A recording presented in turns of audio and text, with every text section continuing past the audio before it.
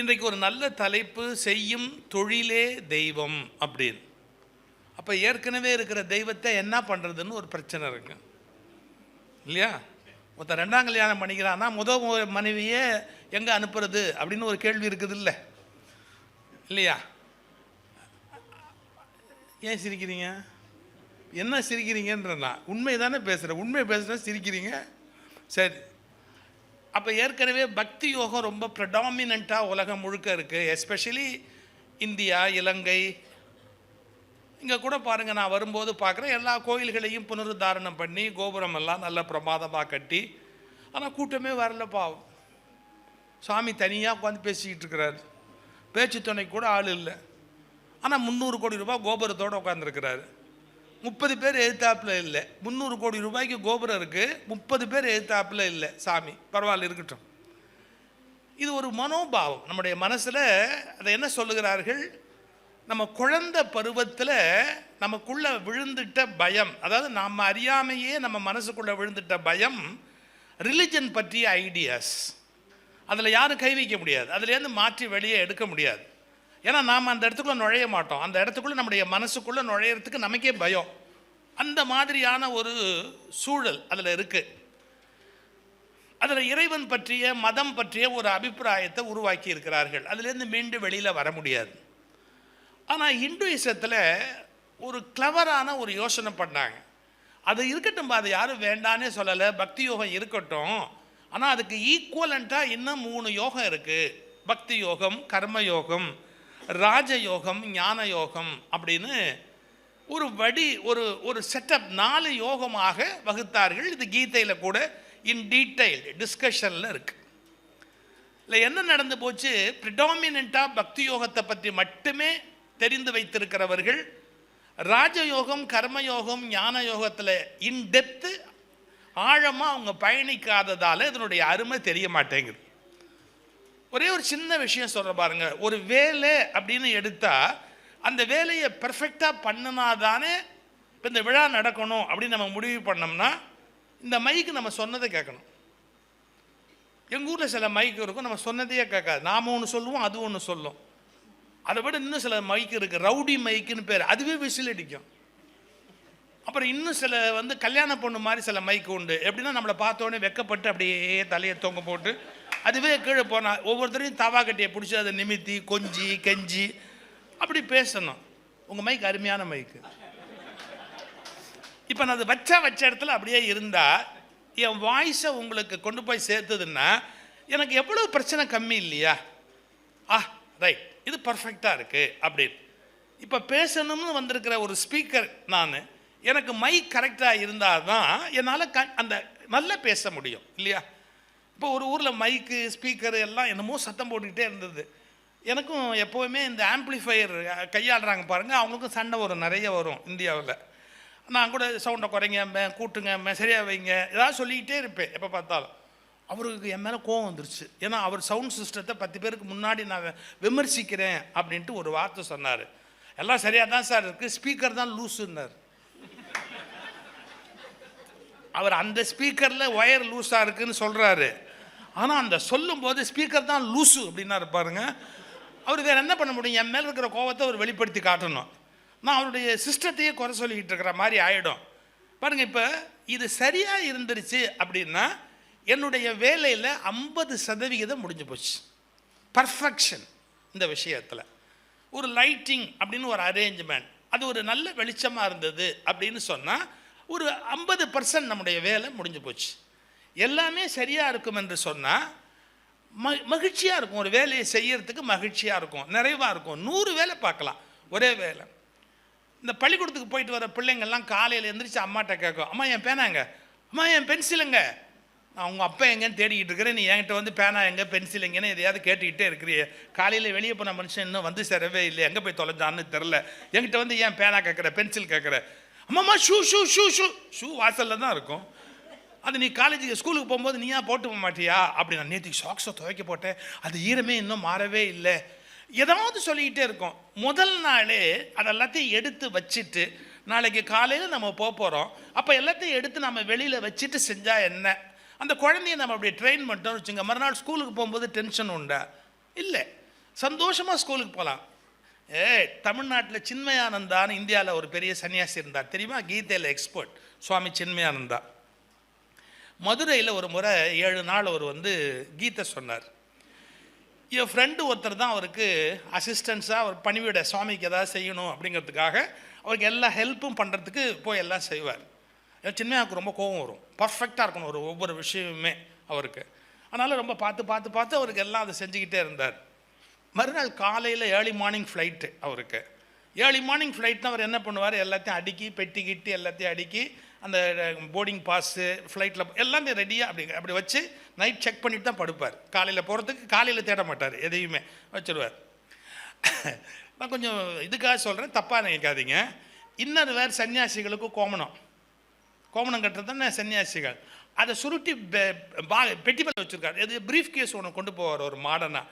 அதுக்கு மேலே அத்தனை அண்ட சராசரத்துக்கு தெரிகிறாப்புல காலையில் உடுத்திட்டு போக வேண்டியது இப்படி மேலே வச்சுருக்கிறார். வர்றவங்களாம் சாமியை கும்பிடுறாங்க, அப்புறம் அவர் மாதிரி அதை பார்க்குறாங்க, அப்புறம் மறுபடியும் சாமியை கும்பிடுறாங்க. இந்த உதவி பண்ணிக்கிட்டு இருந்தவருக்கு கொஞ்சம் கில்ட்டியாக இருந்தது, இது இப்படி இருக்கே அப்படின்ட்டு. அவர் பார்க்காத போது அதை எடுத்து பெட்டிக்குள்ளே வச்சுட்டார்.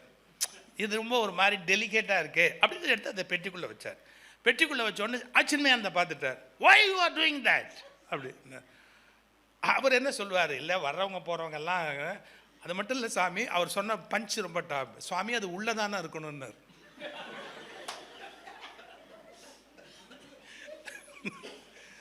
ரொம்ப நாசுக்கா அப்படி வேறு எப்படி சொல்ல முடியும் அவ்வளோ பெரிய மனுஷன்ட்ட. அதனால தான் உள்ளே வச்சேன். அவர் சொன்ன வார்த்தை தெரியுங்களா, சன்னியாசிக்கு அது வெளியிலே இருக்கலாம்னு. சன்னியாசி அது மட்டும்தான் ஏன் கட்டணும், நான் ஒரு மரியாதைக்கு ஒரு துண்டு சேர்த்து கட்டியிருக்கேன். சன்னியாசி வெளியில் இருக்கலாம், எடுத்து வெளியே வை. காலையில் யார் அதை தேடுறதுன்னார். காலையில் யார் அதை தேடுறதுன்னாரு பாருங்க. மார்னிங் புறப்பட போகிறோம் அப்படின்னா அப்போதைக்கு இப்போதே சொல்லி வைத்தேன். ரொம்ப முக்கியம். ஒரு ஒர்க்கை எப்படி முதல்லையே டிசைன் பண்ணுறது, பெர்ஃபெக்டாக நாம் அதை எப்படி ஆர்கனைஸ் பண்ணுறது, எந்த மிஸ்டேக்கும் இல்லாமல் அதை எப்படி கொண்டு போகிறது, அந்த செயல் மூலமாக நடக்க வேண்டிய எல்லா காரியங்களும் சரியாக நடக்கிறது. ஆனால் இவ்வளவு செஞ்சாலும் நான் தான் செஞ்சேன்னு அதுக்கு பெருமை கொண்டாடாமல் செயல் நடந்தது என்று மட்டுமே சந்தோஷப்படுவது, இவ்வளோதான் கர்மயோகம். கர்மயோகம்னா பெருசாக ஒன்றும் பெருசாக எடுத்துக்கொள்ள, என்னை விட செயல் முக்கியம் அப்படிங்கிற அந்த எண்ணத்தோடு இருக்கணும். ஒரு செயல் செய்ய தெரியாதவங்க அந்த செயலில் இறங்கலாமா? அது என்ன ஆகும்? இப்போ ஒரு மேலே அடிக்க தெரியாத ஒரு டொப்புன்னு அடித்தான்னா பார்த்து கேட்டுக்கிட்டு இருக்க முடியுமா? முடியாது. என்னுடைய நண்பர்களில் சண்முக வடிவேலு ரொம்ப நல்ல பேச்சாளர். கூப்பிட்ருக்கீங்களா? இங்கே யாழ்ப்பாணத்துக்கு கூப்பிட்டதில்லை, அடுத்த முறை கூப்பிடுங்க. யாழ்ப்பாணம் வந்தார். கம்பன் விழா வருவார்.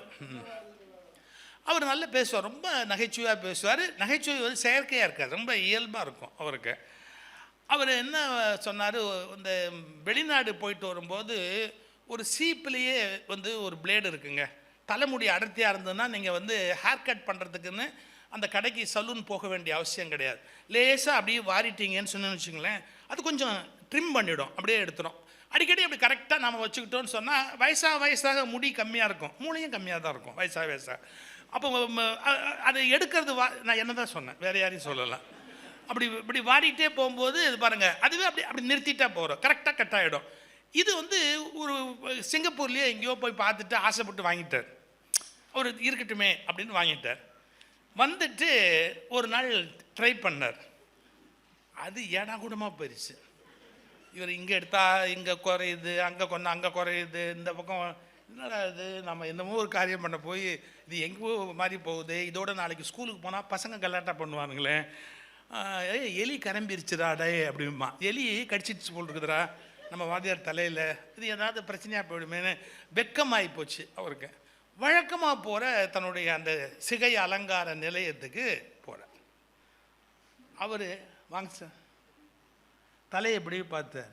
எவன் கை வச்சான்? தொழில் தெரியாத நாய் ஏன் சார் கை வச்சான்? இவருக்கு கஷ்டமாக இருக்கு.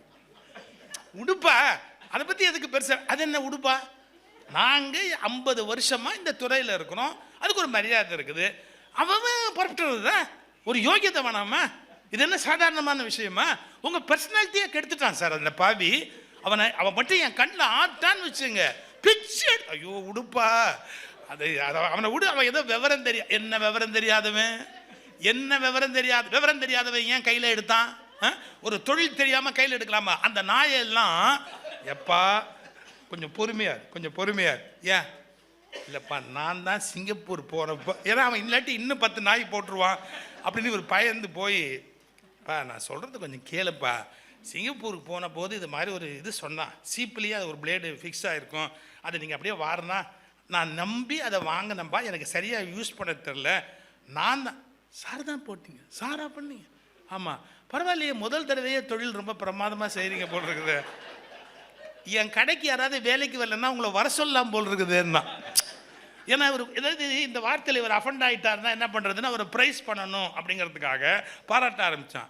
அவர் என்கிட்ட வந்து சொன்னார், தெரியாதனமாக நான் வாடிட்டு அவன் என்னை கொன்னே போட்டுருவான் போல் இருக்கு அப்படி சொல்லிட்டு அவர் சொன்னார், எதுவாக இருந்தாலும் ஒரு தொழில் அப்படின்னா அந்த தொழிலை தெய்வமாக மதிக்கணும், அது மேலே மரியாதை இல்லாமல் அதை குறைவாக நினைக்கவே கூடாது. அது எந்த வேலையாக வேணாலும் இருக்கலாம், கூட்டி தெருப்பெருக்கிற வேலையாக இருக்கலாம், கோயிலில் வந்து மணி அடித்து பூஜை பண்ணுற வேலையாக இருக்கலாம், 1000 பேருக்கு சமைச்சு போடுற அன்னதானம் பண்ணுற சமையலாக இருக்கலாம், இல்லை நீங்கள் 1000 பேருக்கு கல்வி கற்பிக்கிற பேராசிரியராக இருக்கலாம், யாராக வேணாலும் இருக்கலாம். ஆனால் நாம் எந்த துறைக்கு வகுக்கப்பட்டிருக்கிறோமோ அந்த துறையை நாம் சரியாக செய்யணும். இல்லை என்ன ஒரு அழகுன்னு கேட்டிங்கன்னா, என்னுடைய நண்பர் ஒருத்தருக்கு பை சீனியாரிட்டி காலேஜ் பிரின்ஸ்பாலாக வந்து உட்கார்ந்தார். அவர் காலேஜ் பிரின்ஸ்பாலாக வந்து உட்கார்ந்தார். அந்த காலேஜில் ஒரு 15 நாள் ரிசைன்மெண்ட்டில் அந்த பிரின்ஸ்பால் எலிவேஷன் தனக்கு வேண்டான்னு எழுதி கொடுத்துட்டு மறுபடியும் காலேஜில் ஹெச்ஓடி ஹெட் ஆஃப் த டிபார்ட்மெண்ட்னு கிளாஸ் எடுக்கிறதுக்கு போயிட்டார். அவர் ஒரு 15 நாளாக 1 மாதமாக தான் வேலை பார்த்துருப்பார் அவர். நான் கூட கேட்டேன், ஏண்டா பிரின்ஸ்பால் ஆகிறதுக்கு அவன் எவ்வளவோ தலைகீழாக நின்று பார்க்குறான், நீ என்னடா வந்த வாய்ப்பை விட்டுட்டு அட்மினிஸ்ட்ரேஷனில் பிரின்ஸ்பாலுங்கிறது எவ்வளோ பெரிய ரேங்க்கு, அதை விட்டுட்டு மறுபடியும் நீ போய். அவர் சொன்னார் பாருங்க, இந்த பேப்பர் பார்க்குற வேலைக்கு எவன் வேணாலும் ஆப்பிடுவான், பாடம் சொல்லி கொடுக்குறதுல என்னை அடிச்சுக்க முடியாது. நான் பிரின்ஸ்பாலாக வந்த நாள்லேருந்து கிளாஸ் எடுக்க போகவே முடியல.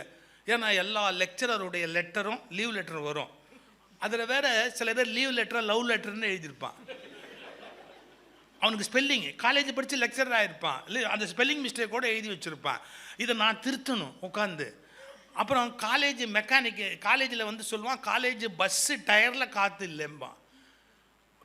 டயரில் காற்று இல்லாட்டி நான் என்னென்ன பண்ணுவேன், நான் போன தடவை தான் அந்த பஞ்சர்லாம் ஓட்டணும், அந்த டிரைவர் ஏதோ தப்பு பண்ணுறான், கூப்பிட்டு விசாரிங்க அப்படிம்பா. அவன் 10 காசு திருடிட்டான்பா, இது ஒர்க் பண்ணலேம்பா, பசங்க ஹாஸ்டலில் கலாட்டா பண்ணிக்கிட்டு இருக்கிறாங்க, இட்லி நல்லா இல்லை அப்படிங்கிறாங்க. நான் யோசிச்சு பார்த்தேன், இதுக்கா நான் வந்து எங்கிட்ட பாடம் கற்றுக்கிறது, எனக்கு பாடம் சொல்கிறத மாதிரியான ஒரு ஞானம் எத்தனையோ வாதியாருக்கு கிடையாது. இந்த பில்லு உட்காந்து வரவு செலவு பார்க்குற வேலை யார் வேணாலும் செய்யலாம், அதில் ஆர்வம் உள்ள ஒருத்தர் செய்யலாம். அது எனக்குரிய வேலை இல்லைன்னு தோணுச்சு, ரிசைன் பண்ணிவிட்டு எனக்கு பிடிச்ச மாணவர்களுக்கு பாடம் சொல்லுகிற வேலைக்கு வந்துட்டேன். இது இம்பார்ட்டன்ட், எனக்கு பிடிச்ச மாணவர்களுக்கு பாடம் சொல்கிற வேலைக்கு வந்துட்டேன். ஏன்னா என்ன மாதிரி 10 மாணவனை உருவாக்குறதுக்கு யாராலையும் முடியாது, ஒரு பிரின்ஸ்பாலாக இருக்கிறதுக்கு யாரால வேணாலும் முடியலாம், என்னால் முடியாது. இப்போ என்ன புரிஞ்சுக்கணும், நம்ம யாரோ திருப்தி பண்ணுறதுக்காக இல்லை நம்ம இந்த ப்ரெஸ்டீஜ் போயிடுமே, இதெல்லாம் ஒன்றும் முக்கியமே கிடையாது. நாம் எதில் மாஸ்டரோ, என்ன பர்பஸுக்கு இந்த பூமிக்கு வந்தோமோ அந்த வேலையை செய்யலாம். இப்போ ஆக்சுவலி நான் வந்து பிஏ லா கிராஜுவேட்டு, எங்கள் செட்டு மீட் பண்ணுவோம். இப்போ கூட ரீசெண்டாக சென்னையில் மீட் பண்ணோம். எங்கூட படித்தவங்களில் 6 பேர் மெட்ராஸ் ஹைகோர்ட் ஜட்ஜானாங்க, 2 பேர் எலிவேட் ஆகி சுப்ரீம் கோர்ட் ஜட்ஜஸாகவே மாறினாங்க. அந்த 6 பேரில் எல்லாம் இப்போ மீட் பண்ணோம். இப்போ நான் மனசு வச்சு நான் வந்து லா படித்தவன் ப்ராக்டிஸ் பண்ணியிருக்கலாம், நானும் ஜட்ஜாக இருந்திருக்கலாம், நானும் வந்து ஒரு வேளை சுப்ரீம் கோர்ட் போயிருந்திருக்கலாம், ஏதோ நடந்திருக்கலாம் லைஃப்பில். ஆனால் இன்னே வரைக்கும் அப்படி நான் போகலையே, உயரலையே அப்படிங்கிற ரிக்ரெட்ஸ் எனக்கு கிடையவே கிடையாது. ஏன், நான் 10 லட்சம் பேரை சந்தித்து அவர்கள் வாழ்க்கைக்குள் நுழைந்ததை போல் ஒரு வாய்ப்பு என்னோடு படித்து அவர்கள் யாருக்கும் வரவில்லை. எனக்கு அது கிடைத்தது. அதை நான் கர்வமாக நினைக்கல, என்னுடைய சந்தோஷமாக நினைக்கிறேன், ஆத்ம திருப்தி. எங்களுடைய 50வது வருஷம் லா டிகிரி வாங்கி நாங்கள் லா ஜாயின் பண்ணி 50வது வருஷங்கிறத கொண்டாடுறதுக்காக ஒரு கேக் வெட்டினாங்க. Supreme court judges, retired judges, 6 high court judges, எங்களுடைய செட்டு, இன்றைக்கி பெரிய பெரிய லாயர்ஸ், அவங்க எல்லாரும் வந்து 1:30 1:15 மணிக்கு எனக்கு காலையில் ஒரு இடத்துக்கு போயிட்டு நான் அங்கே வந்துடுறேன்னு சொன்னேன். நான் வர வரைக்கும் வெயிட் பண்ணாங்க. வந்த உடனே சொன்னாங்க, வா சிவம் நீ தான் கேக் வெட்டணுன்னாங்க. நான் சொன்னேன், நீங்களாம் என்னப்பா சுப்ரீம் கோர்ட் ஜட்ஜு எல்லாம் இருந்திருக்கிறீங்க, நீங்கள் வெட்டணுன்னு.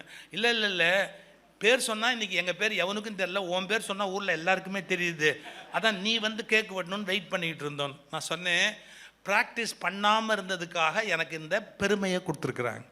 இது கேக் வெட்டுற பெருமையை ப்ராக்டிஸ் பண்ணாமல் இருந்ததுக்காக கொடுத்துருக்குறாங்க. அப்போது அவங்கள குறை சொல்லலை, அவங்களுடைய லைஃப்பில் எது பெருமையோ அதை அடைஞ்சிருக்கிறாங்க. நான் ப்ராக்டிஸ் பண்ணலையேங்கிறத பற்றி நான் வருத்தப்படலாமா? நான் அட்வொகேட்டாக போயிருக்கலாமே, நான் ஜட்ஜாக போயிருக்கலாமே அப்படிலாம் நினச்சா வேஸ்ட்டு. எனக்கு பிடிச்சது என்னன்னா, தினம் 1000 பேரை கூப்பிட்டு வச்சு நெய்யு நச்சு எனக்கு மனசு சொல்லுன்னு நினைக்கிற விஷயத்த சொல்லி அவங்க வீட்டுக்கு போய் ஏண்டா இந்த ஆள் பேச்சுக்கு போனோம், நிறைய நம்மளை பற்றி திட்டிவிட்டானே அப்படின்னு. அது மாற்ற முடியாது, என் ஜாதகம் அப்படி. நான் கேலிக்கு சொல்லலை, கிண்டலுக்கு சொல்லலை. நாம் நம் மனதுக்கு ஏற்ற வாழ்க்கையை வாழத்தான் வந்தோமே ஒழிய பிறர் கண்களில் ஜாலம் காட்டுகிற வாழ்க்கைக்காக இந்த பூமிக்கு வரவில்லை. இன்னொருத்த என்னை பார்த்து வியக்கணும், இன்னொருத்த என்னை பார்த்து என்னமோ எனக்கு அவரை மாதிரி இருக்கா, அதெல்லாம் எனக்கு வேண்டாம். ஆத்ம திருப்தின்னு ஒன்று இருக்கு இல்லையா? என்னுடைய ஆத்ம திருப்தி, செல்ஃப் சாட்டிஸ்ஃபேக்ஷன். லைஃப் என்னன்னு கேட்டால் ஆத்ம திருப்தி தான் லைஃபே. இந்த வேலை ஒஸ்தி, அந்த வேலை மட்டும், அதெல்லாம் ஒன்றுமே கிடையாது. ஒரு 150 வருஷங்களுக்கு முன்னாடி ஒரு வரலாறு சொல்கிறேன். கல்கத்தாவுடைய தெரு, அப்போ கல்கத்தாவுடைய இப்போ இருக்கிற மனித மலங்களை அள்ளணும். இப்போல்லாம் ஃப்ளஷ் அவுட் வந்துருச்சு, யாருக்கும் எந்த அருவருப்பும் இல்லை. அப்போது வீட்டில் ஒரு டாய்லெட்னு இருக்கும், கழிவறைன்னு இருக்கும், அதில் மலம் கழிப்பாங்க. அதை வந்து ஒரு தோழர் அல்லது ஒரு பெண்மணி யாராவது வந்து அந்த மலத்தை அள்ளிட்டு போவாங்க. சாம்பல் அள்ளி மேலே போட்டு அள்ளி கூடையில் வச்சு சுமந்துட்டு போவாங்க. அப்படி ஒரு கொடுமையான காலம் இருந்தது. கல்கத்தாவுடைய ஒரு தெருவில் ஒரு 10-11 பேர் பசங்க, எத்தனை ஒரு 15 வயசு 16 வயசு பசங்க எல்லோரும் நின்று அரட்டை அடித்து விளையாடிட்டு இருக்கிறாங்க. அப்போ ஒரு அம்மா அந்த கூடையை தலைமையில் வச்சுக்கிட்டு அப்படி நடந்து போகிறாள். மலம் தானே ஒழுகும் இல்லை, அந்த கூடையிலேருந்து ஒழுகி அவன் மேலேயும் ஒழுகுது அந்த மலம். எல்லாரும் அவளை பார்த்து அருவருப்பாக அப்படி அப்படி ஒதுங்குறாங்க. ஒரே ஒரு பையன் மட்டும் இரு இந்த வரேன் அப்படின்ட்டு நேராக கிட்டக்க போய் அந்த அம்மாவோட காலை தொட்டு கும்பிட்டான். அவன் அதையும் பெருசாக எடுத்துக்கல, ஒன்று அந்த பசங்க கேள்வி பண்ணதையும் பெருசாக எடுத்துக்கல, இவன் வந்து கும்பிட்டதையும் பெருசாக எடுத்துக்கல. அவனை ஒரு அலட்சியமாக ஒரு பார்வை பார்த்துட்டு அவன் பாட்டுக்கு அவன் வேலையை அப்படி தூக்கிட்டு அங்கேருந்து அந்த எடுத்துகிட்டு போகிறான். கூட இருந்த பையன்லாம் அவன் வந்தவொன்னே கேட்டான், கொஞ்சமாவது அறிவு இருக்கா? அவன் மலம் சுமந்து தலையில் எடுத்துகிட்டு போகிறான், அவன் காலில் போய் தொட்டு கும்பிடுறிய, உனக்கு அறிவு இருக்கான்னு. ஏய், சின்ன வயதில் நான் குழந்தையாக இருந்தபோது என் மலத்தை அள்ளியவள் என் தாய். என் மலத்தை அள்ளியவள் என் தாய் என்றால் கல்கத்தா மக்களுடைய மலத்தை அள்ளுகிற இவள் கல்கத்தாவின் தாய், கல்கத்தா காளி என்றார். இவ அம்மா. சின்ன வயசுல வேற யார் நமக்கு நம்ம அம்மாவை நம்ம படிச்சு பேச முடியுமா? குழந்தை தொட்டிலில் கிடந்த போது அது ஏதாவது ஒரு காரியம் பண்ணிட்டா அம்மா தானே மலம் அள்ளி இருக்கிறா, அம்மாவை இன்னைக்கு குறைச்சி பேச முடியுமா? அது மாதிரி இத்தனை வயதுக்கு பிறகு இத்தனை பேருடைய மலத்தை சுமந்துக்கிட்டு அந்த அம்மா போறான்னா, காளியை நான் இப்போது தரிசித்தேன்னு சொன்னார். அப்படி சொன்னவர் தான் சுவாமி விவேகானந்தர். ஏன்னா அவருக்கு கர்மயோகம் ரொம்ப இஷ்டம். கீதையினுடைய கர்மயோகத்தை வாழ்நாள் முழுக்க அடாப்ட் பண்ணணும்னு ரொம்ப கஷ்டப்பட்டவர் சுவாமி விவேகானந்தர். ஆக்சுவலாக இந்து மதத்துக்கு ஒரு சரியான ஒரு கலங்கரை விளக்கமாக வந்தது யாருன்னா சுவாமி விவேகானந்தர். அஃப்கோர்ஸ் ராமகிருஷ்ணர் தான் அவருடைய டேர்னிங் பாயிண்ட். ஆனால் இந்த கலங்கரை விளக்கமாக அந்த லைட்டை பாய்ச்சின பெரிய உயரமான கலங்கரை விளக்கம் அது வந்து சுவாமி விவேகானந்தர். ஏன்னா அதுவரையில் இந்த நாட்டில் இந்தியாவில் பக்தி யோகத்துக்கு அதிக முக்கியத்துவம் கொடுத்தாங்க. இந்த இந்தியாவின் தொப்புள் வெடி கொடி உறவான இலங்கையிலையும், இலங்கை முழுக்கவே அப்படி தான். இங்கேயும் என்னன்னு கேட்டால் பக்தி யோகம் வந்து ப்ரிடாமினன்ட். ஈவன் புத்தர் அதை மறுக்கிறாரு, பக்தி யோகத்துக்கு இம்பார்ட்டன்ஸ் கொடுக்க வேண்டான்றாரு. ஆனால் புத்தரையே வணங்கிட்டாங்க அப்புறமா.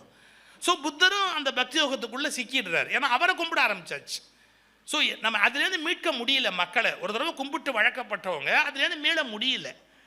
பக்தி யோகம் ப்ரெடாமினண்ட்டாக இருந்த காலத்தில் கர்மயோகத்தை இந்த நாட்டில் கொண்டு வரணும்னு நிறைய பேர் மக்கள் மத்தியில் அந்த கருத்தை விதைக்க ஆரம்பித்தாங்க. முதல்ல கேட்குற போது நமக்கு கொஞ்சம் கஷ்டமாக இருக்கும். ஆனால் அதுதான் சரியான விஷயம். நான் சட்டுன்னு சொன்ன உடனே வெளியில் ரொம்ப ஸ்ட்ராங்காக தன்னை வந்து ஒரு ரிலீஜியஸ் பர்சன்னு நம்பிக்கிட்டு இருக்கிறவங்க என் மேலே கோவப்படுவாங்க, கொஞ்சம் ஹர்ட் ஆவாங்க. ஏன்னா இது நம்ம இவ்வளோ வருஷமாக நம்புகிற விஷயத்தை இவர் என்ன இப்படி பேசிட்டு போகிறாரு அப்படின்னு. உங்களை காயப்படுத்துறது என் நோக்கம் இல்லை. ஆனால் பக்தி யோகத்தை திரும்பி திரும்பி திரும்பி ப்ரமோட் பண்ணி நம்ம என்ன கண்டோம் அப்படிங்கிறத நீங்கள் பார்க்கணும். இப்போ இங்கே கூட ஒரு சின்ன ஒரு டயலாக் ஒன்று ஓடிச்சு. நம்ம ஏன் வந்து அற கல்வி அது கோயில்கள் மூலமாக ஏன் செய்யக்கூடாது? நீங்கள் கோயில் மூலமாக செய்யும்போது மீண்டும் மீண்டும் ரிலிஜன் தான் ப்ரிடாமினெண்ட்டாக இருக்கும். ஒரு இந்து கல்வி சைவ கல்வி படிக்கணும்பா, ஒரு முஸ்லீம் கல்வி படிக்கணும், கிறிஸ்டியன் கல்வியை படிக்கணும். கடைசி வரைக்கும் அவங்க யாரும் ஒத்துமையாக இருக்க மாட்டாங்க. ஏன்னா நீங்கள் அவங்களுக்கு அந்த விதையை போட்டுட்டீங்க உள்ளுக்குள்ளே. அவங்க ஒத்துமையாக இருக்கிறதுக்கு இனிமேல் சான்ஸே கிடையாது. நான் என்ன சொல்ல வரேன், இதுக்கு எல்லாத்தையும் தாண்டி இந்த பூமியில் வந்தவங்களுக்குன்னு சில கடமை இருக்குது. அந்த கடமைகளை செய்யணும். அந்த கடமைகளை செய்வதோடு எல்லாத்துக்கும் மேலே ஒரு பரம்பொருள் இருக்குங்கிற புரிதல் இருக்கணும். அந்த பரம்பொருளை நாம் உணரத்தான் முடியுமே ஒழிய அந்த பரம்பொருளை வேறு வகையில் நீங்கள் திருப்தியெல்லாம் பண்ணிட முடியாது. அதை ப்ரேயர் மூலமாகவோ இல்லை வேறு மெத்தட் மூலமாகவோ அதை திருப்தி பண்ணுறேன்னு சொல்கிறதெல்லாம் உண்மை அல்ல. நல்ல ரிலீஜியஸ் ப்ராக்டிஸ் உள்ளே பூந்து பார்த்தா தான் தெரியும். நாம் நம்முடைய கடமையை செய்கிற போது அந்த பரமாத்மா சந்தோஷப்படுகிற அளவுக்கு நீங்கள் பூஜை செய்கிற போது அந்த பரமாத்மா சந்தோஷப்படுவது இல்லை. இந்த கிளாரிட்டியே பல பேர் கிடையாது. நாம் அவரை போய் பூஜை பண்ணால் இதை நான் சொல்லலை, காஞ்சி மகா சுவாமிகள் வாக்கில் இருக்குது. அவர் என்ன சொல்கிறார் தெரியுங்களா? இப்போது நான் ஒரு வேலை சொல்கிறேன், அவர் சொன்ன வார்த்தையை அப்படியே சொல்கிறேன். நான் ஒரு வேலை சொல்கிறேன், இந்த மாதிரி அந்த காரியத்தை போய் பார்த்துட்டு வா அப்படின்னு சொல்கிறேன். அவன் போகிறான், அங்கே வேலையை பார்க்குறான், அந்த இடத்த சுத்தம் பண்ணுறான், அப்புறம் அங்கே வேணுங்கிறத கவனிக்கிறான். இன்றைக்கி ஒரு 100 பேர் அந்த இடத்துக்கு வர்றா அப்படின்ன உடனே அவளுக்கு வேண்டிய கைங்கரியெல்லாம் பண்ணுறான். நான் சொன்ன வந்து பார்த்தா ரொம்ப பிரமாதமாக எல்லாத்தையும் முடிச்சு வச்சுருக்கான். அவனை எனக்கு பிடிக்குமா? ஒரு வார்த்தை சொல்ற பாருங்க, அவனை எனக்கு பிடிக்குமா? அதை விட்டுட்டு என்னையே சுற்றி வந்து பெரியவா அவனை எனக்கு பிடிக்குமான்னு கேட்டார். அதாவது சும்மா என்கிட்டயே சுற்றி வந்து பெரியவான்னு என்னையே கும்பிட்டுக்கிட்டு இருந்தா எனக்கு பிடிக்குமா? நான் அந்த வேலையை முடிச்சுட்டு வா அப்படின்னா அந்த வேலையை போய் செஞ்சு அந்த காரியத்தை பர்ஃபெக்டாக பண்ணிட்டு வர்றானே அவனை எனக்கு பிடிக்குமா? ரெண்டுக்கு பதில் சொல்லு அப்படின்னார். கூட நிற்கிறவன் உங்களை பார்க்குறேன்னு அவனுடைய ஈகோவை சாட்டிஸ்ஃபை பண்ணிட்டான். ஆனால் தலைவனுடைய எண்ணத்தை யாரா சாட்டிஸ்ஃபை பண்ணான்? தொலைவில் போய் வேலை செய்தவன் தான் தலைவனுடைய லட்சியத்தை நிறைவேற்றினான். எனக்கு லட்சியங்களை நிறைவேற்றுகிறவர்களைத்தான் பிடிக்குமே ஒழிய அவங்க ஈகோவை சாட்டிஸ்ஃபை பண்ணுறதுக்கு என்ன கும்பிட்டுக்கிட்டு இருந்தால் எனக்கு என்ன பிரயோஜனம்? இது என்னுடைய கருத்து அல்ல. காஞ்சி மகா பெரியவர் ஒரு டிஸ்கஷனில் இந்த கருத்தை சொல்கிறார். நம்ம புரிஞ்சுக்கணும், திரும்ப உண்மைகளை புரிஞ்சுக்கணும். நீங்கள் திரும்பி கடவுளை வந்து பூவாலேயோ கடவுளை வந்து நம்முடைய அர்ச்சனையாலேயோ கடவுளை வந்து நம்முடைய விரதங்களாலேயோ திருப்தி பண்ணணும் அப்படிங்கிறத விட நம்முடைய கடமைகளை செய்வதன் மூலம்தான் கடவுளை திருப்தி செய்ய முடியும். இந்த அண்டர்ஸ்டாண்டிங்க்கு என்னைக்கு சொசைட்டி வரப்போகுது? When a war is going on, every soldier has to fight. Do you agree? When a war is going on, every soldier has to fight. He should not worship the major. மேஜரை வந்து பார்த்து salute அடிச்சு நான் எப்போ பார்த்தாலும் பாருங்க உங்களை பார்த்து salute அடிக்கிறேன் அப்படின்னா what is the use in it?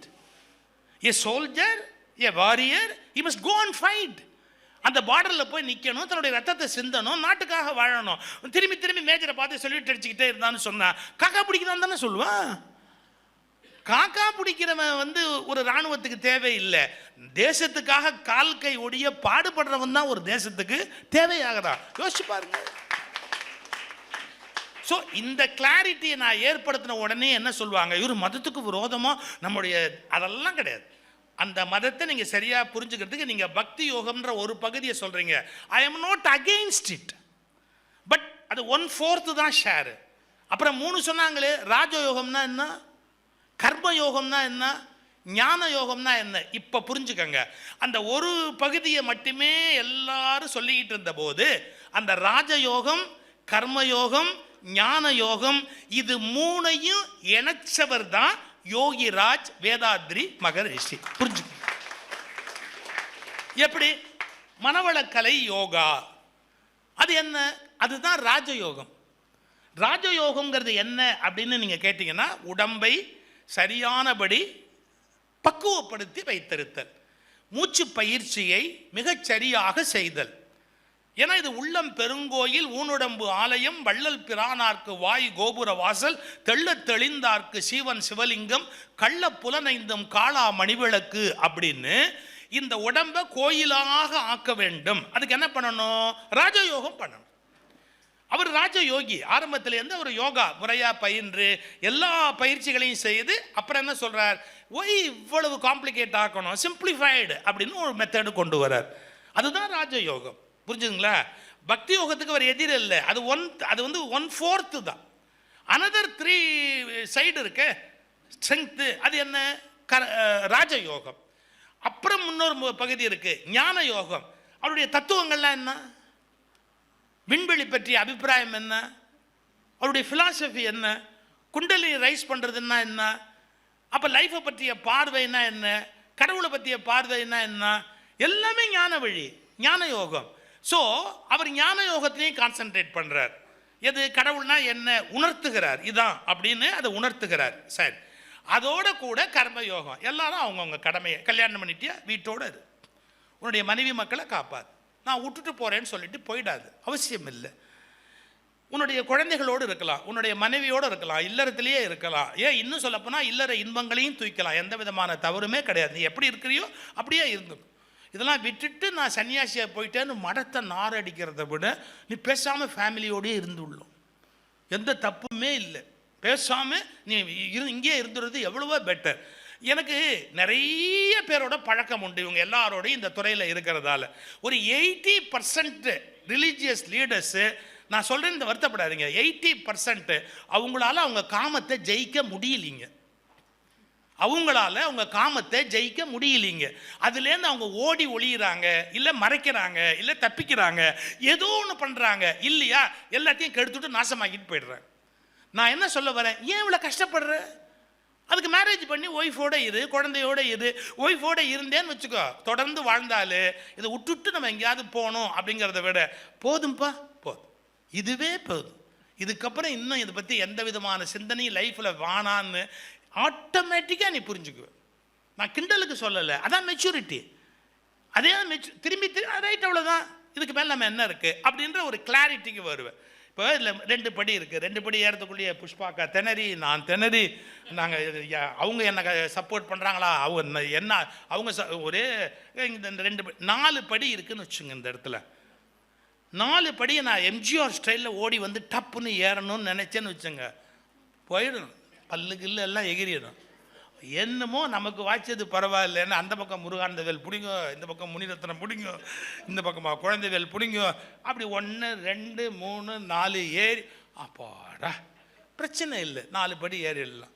நேராக அப்படியே 4 படி தாண்டி எங்கள் எம்ஜிஆர் ஸ்டைலில் நான் வரணும் அப்படின்னா எம்ஜிஆரால் வேணால் தாவ முடியும், நம்மளால முடியாது, பல்லு போயிடும். என்ன நான் சொல்கிறேன்னு புரியுதா? பிரம்மச்சரியம், கிரகஸ்தம், வானஸ்தம், சந்நியாசம்ங்கிறதுல பிரம்மச்சரியம், கிரகஸ்தம், வானப்பிரஸ்தம் முடிச்சுட்டு சன்னியாசியாக வந்தால் தப்பு பண்ணுறதுக்கு சான்ஸ் கிடையாது. நேராக சன்னியாசியாக வர்றேன்னு வந்தவன் தப்பை தவிர வேறு எதுவுமே பண்ணுறது கிடையாது. ஏன் இதெல்லாம் ஒத்துக்கிறதுக்கு நாம் பயப்படணும்? அவ்வளோதான் நான் கேட்குறேன். எப்படி நான் இன்னும் கூட யாரும் பேசுகிறேன், எப்படி ஒரு மனுஷன் லஸ்ட்டோ செக்ஸோ இல்லாமல் இருக்க முடியும்? ஓப்பனாக டிஸ்கஸ் பண்ணுவோமே. நார்மல் லைஃப்பில் அந்த நீடு இல்லாமல் இருக்க முடியுமா? நான் அசிங்கமாக பேசுகிறேன்னு நினைக்காதீங்க. அதாவது நான் பிறந்ததுக்கு காரணமே என் தாய் தகப்பனுடைய காமம் இல்லையா? அவர்கள் மனதில் காமம் என்ற அலை எழுந்தபோது தான் அவர்கள் இணைந்ததால் என்னை பிறப்பிக்கிறார்கள். எந்த காமத்தின் மூலம் நான் பிறந்தேனோ அந்த காமத்தை நான் விட்டுட்டு எப்படி ஓட முடியும்? ஸோ அது பொய், முற்றிலும் பொய். அவங்க நடிக்கிறாங்க, என்ன எல்லாத்தையும் விட்டுட்டு தான் பேசுகிறாங்க, சான்ஸ் கிடையாது. பட் மகரிஷி தெளிவாக சொன்னார், நீ கல்யாணம் பண்ணிக்கோ, ஃபேமிலி லைஃப்பில் இரு, வேணுமா குழந்தைகள் இந்த உலகத்தில் பெற்றுக்கோ, உன் வாழ்க்கையில் அனுபவிக்க வேண்டிய இன்பங்களை நீ அனுபவி, அதில் எந்த தப்புமே கிடையாது, பொய்யான ஒரு சன்னியாசத்தை மேற்கொள்ளாதே அப்படிங்கிற கருத்தை ஓப்பனாகவும் போல்டாகவும் ரிஜிஸ்டர் பண்ணார். புரியுதா? கர்மயோகம், ராஜயோகம், ஞான யோகம். இப்போ கர்மயோகம் அப்படிங்கிறத நம்ம எப்படி புரிஞ்சுக்கிறது? கர்மயோகம் அப்படிங்கிறது செயலை செய், 1 செயலை செயலுக்காக செய். எப்படி செயலை செய், செயலை செயலுக்காக செய். உன் புகழுக்காகவோ பிறர் பாராட்ட வேண்டும் என்றோ அந்த செயல் மூலம் எனக்கு இப்படி கிக்பேக் கிடைக்கும் என்பதற்காகவோ அதை செய்யாதே. செயலை, அந்த செயல் நிறைவேறினால் அதன் மூலம் என்னென்ன நன்மைகள் நடக்க வேண்டி இருப்பதால் நான் அதை செய்ய வேணும். இப்போ வச்சுக்கோங்களேன், இந்த டேபிளை தூக்கி அந்த இடத்துக்கு போடணும். அப்படிங்கிற போது வேறு யாருமே இல்லை, நான் முதல்ல இந்த இடத்துக்கு வந்துடுறேன் வச்சுக்கோங்க. அப்போ முருகானந்த வேலும் வர்றாரு அங்கேருந்து, பிடிங்கய்யா இதை பிடிங்க, அந்த டேபிளை பிடிங்க, நம்ம எடுத்து அந்தாண்ட போட்டுருவோம் அப்படின்னு போட்டால் என்ன குறைஞ்சி போச்சு? ஐயோ நான் தான் பெரிய விஐபி, இது போடணும்னா அதை எடுத்து போடுற ஆள் தான் வரணும். இந்த ஈகோ எத்தனை பேர் மனசில் இருக்குது? யூஸ்லெஸ் அந்த ஈகோ. நான் இப்போ சொல்லட்டுமா, எந்த மனிதனையும் விட செயல்தான் முக்கியமானது. இல்லாட்டி எப்படி உலகம் நல்லா இருக்க முடியும்? எந்த தனி மனிதனையும் விட செயல்தான் முக்கியமானது. தனி மனிதர்கள் வருவார்கள், போவார்கள், இறந்து விடுவார்கள், ஆனால் உலகம் இயங்கிக் கொண்டே இருக்கும் என்பதால் செயல்கள் தான் உலகத்தை வாழ்விக்கின்றனவே ஒழிய மனிதர்கள் அல்ல. கொஞ்சம் யோசிச்சு பாருங்க, மனிதர்கள் இந்த உலகத்தை வாழ்விக்கல, செயல் தான் வாழ்விக்குது. ஒரு சம்பவம் சொல்ற பாருங்களேன். இந்த இதுக்கு உத்தரக்கட்டைம்பாங்க. இப்படி பெருசா ஒரு கட்டை இருந்ததுன்னா உத்தரக்கட்டை. ஒரு அமெரிக்கா மாதிரி ஒரு நாடு, அந்த பெரிய உத்தரக்கட்டையை மிலிட்ரியில் சோல்ஜர்ஸ் சில பேர் தூக்கி நிறுத்தணும் மேலே போடுறதுக்கு வசதியாக. எல்லாரும் ட்ரை பண்ணுறாங்க, அந்த உத்தரக்கட்டையை முழுசாக எடுக்க முடியல. அதுக்கு இன்னும் கொஞ்சம் ஸ்ட்ரென்த்தாக ஒரு ஆள் வேண்டியிருக்கு, கூட வேண்டியிருக்கு. அப்போ அந்த சூப்பர்வைசர் அவங்கள மேற்பார்வை பார்க்குறாருல, அந்த சூப்பர்வைசர் எடு அப்படி எடு இப்படி எடு மாற்றி மாற்றி சொல்லிட்டு இருந்தார். அவர் ஒரு கை பிடிக்கல. அப்போ குதிரையில் ஒரு பெரிய ஆள் வர்றான். அவன் வந்து நிறுத்திட்டு கேட்டான், ஏன் இவ்வளோ பேர் கஷ்டப்படுறாங்கல்ல, நீ ஒரு கை பிடிக்கூடாத? நீ பிடிச்ச அந்த உத்தரக்கட்டையை தூக்கி வச்சிடலாம்ல, பேசாமல் நின்றுக்கிட்டு மேலே வாங்கிக்கிட்டே இருக்கிற. அவன் சொன்னான், நான் யார் தெரியுமா, டெசிக்னேஷனில் ஐ எம் அ சூப்பர்வைசர். சூப்பர்வைசர்னா என்ன அர்த்தம்? மேற்பார்வையாளர், மேலே தான் பார்க்கணும். நான் வேலை செய்யக்கூடாது, நான் எப்படி ஒர்க் பண்ணுவேன்? சூப்பர்வைசர் ஒர்க்குள்ளே போயிட்டா என் ப்ரெஸ்டீஜ் என்ன ஆகுறது? அவங்க வேலை செய்கிறாங்களாம், நான் சூப்பர்வைஸ் பண்ணுமே ஒழிய அந்த வேலையை நான் செய்யக்கூடாது. ஓ அப்படிங்களா அப்படின்னு குதிரையிலேருந்து அவர் குதிச்சு அவர் அந்த உத்தரக்கட்டையை பிடிச்சி அவர் எங்கே நகர்த்தணும்பாங்களா நகர்த்தி எல்லாம் வச்சதுக்கப்புறம் இவன் மெதுவாக அவரை பார்த்தான். என்ன நீங்கள் அதை செஞ்சு கொடுத்துனீங்க சம்மந்தமே இல்லாமல் அப்படி. உனக்கு எப்போ இந்த மாதிரி உதவி வேணாலும் என்னை கூப்பிடு, நான் வருவேன். நீங்கள் யாருன்னு தெரிஞ்சுக்கலாமாண்ணா? ஜார்ஜ் வாஷிங்டன் உன்னுடைய தளபதி. ஐ ஆம் ஜார்ஜ் வாஷிங்டன், உன்னோட லீடர். என்னங்க அர்த்தம்? அவ்வளோ பெரிய ஆளு உத்தரக்கட்டையை பிடிச்சி தூக்கி அவனோட சேர்ந்து செய்யலாம்னா? பிரான்ஸ் அரசாண்ட நெப்போலியன், அவன் வந்து மாலை நேரத்தில் ஒரு கேளிக்கை தெருக்கள் வழியாக தனக்கு பிடித்த பெண் நண்பரோடு போய்கிட்டு இருக்கிறான். பிரான்ஸ் ஆண்டவன் நெப்போலியன். அவன் போகும்போது ஒரு மிகப்பெரிய பிரான்ஸ் நாட்டில் விலை அதிகம், பணம் அதிகமுடைய சீமாட்டிகள் அது மட்டுமே நடந்து போகிற ஒரு பெரிய தெரு. அந்த வழியாக ஒருத்தன் கடுமையான வெயிட்டு பாரம், அதை தூக்க முடியாமல் போகிறான். ஆனால் அதுக்கு முன்னாடி போகிற அந்த பெண்ணு தான் பெரிய பணக்காரி அப்படிங்கிற திமிரில் ஆடி அசைஞ்சு அந்த அம்மா நேராக போயிட்டே இருக்கிறார். நெப்போலியன் நேராக போய் அவள் தோளில் அப்படி பிடிச்சி ஒரு தள்ளு தள்ளலாம், வழியை விடு அப்படின்னு. இந்த வெயிட்டை எடுத்துகிட்டு போகிறவரை அப்படி போய் சொல்லிட்டு சொன்னால், இவன் உழைப்பின் வியர்வைக்கு முன்பு உன் மேக்கப்பின் நறுமணம் முக்கியம் அல்ல. இவருடைய உழைப்பின் வேர்வைக்கு முன்பு உன் மேக்கப்பினுடைய நறுமணம் முக்கியம் அல்ல.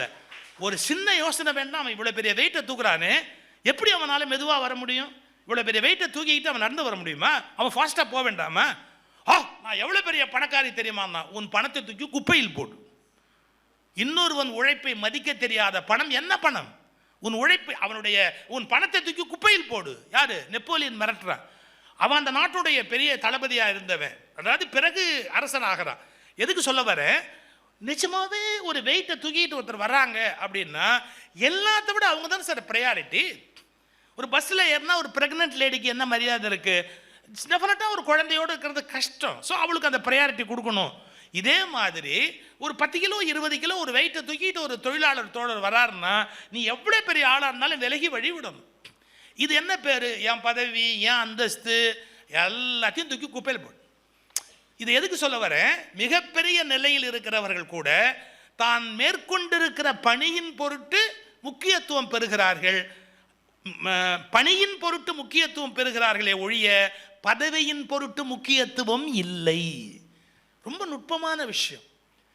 நான் அடிக்கடி ஒரு உதாரணம் சொல்வேன், ஐயா கூட ரொம்ப பிடிக்கும். அது எம்ஆர் ராதா நல்ல ஒரு சிறந்த சினிமா ஆக்டர், உங்களுக்கு தெரியும். எம்ஆர் ராதா பற்றி ஒரு இன்சிடெண்ட்டு. நான் மலேசியா போயிருந்தேன். எம்என் ராஜம், எத்தனை பேர் கேள்விப்பட்டிருக்கீங்க அந்த அம்மாவை? எம்என் ராஜம் உங்களுக்குலாம் 50 வயசு 60 வயசுக்கு மேலே.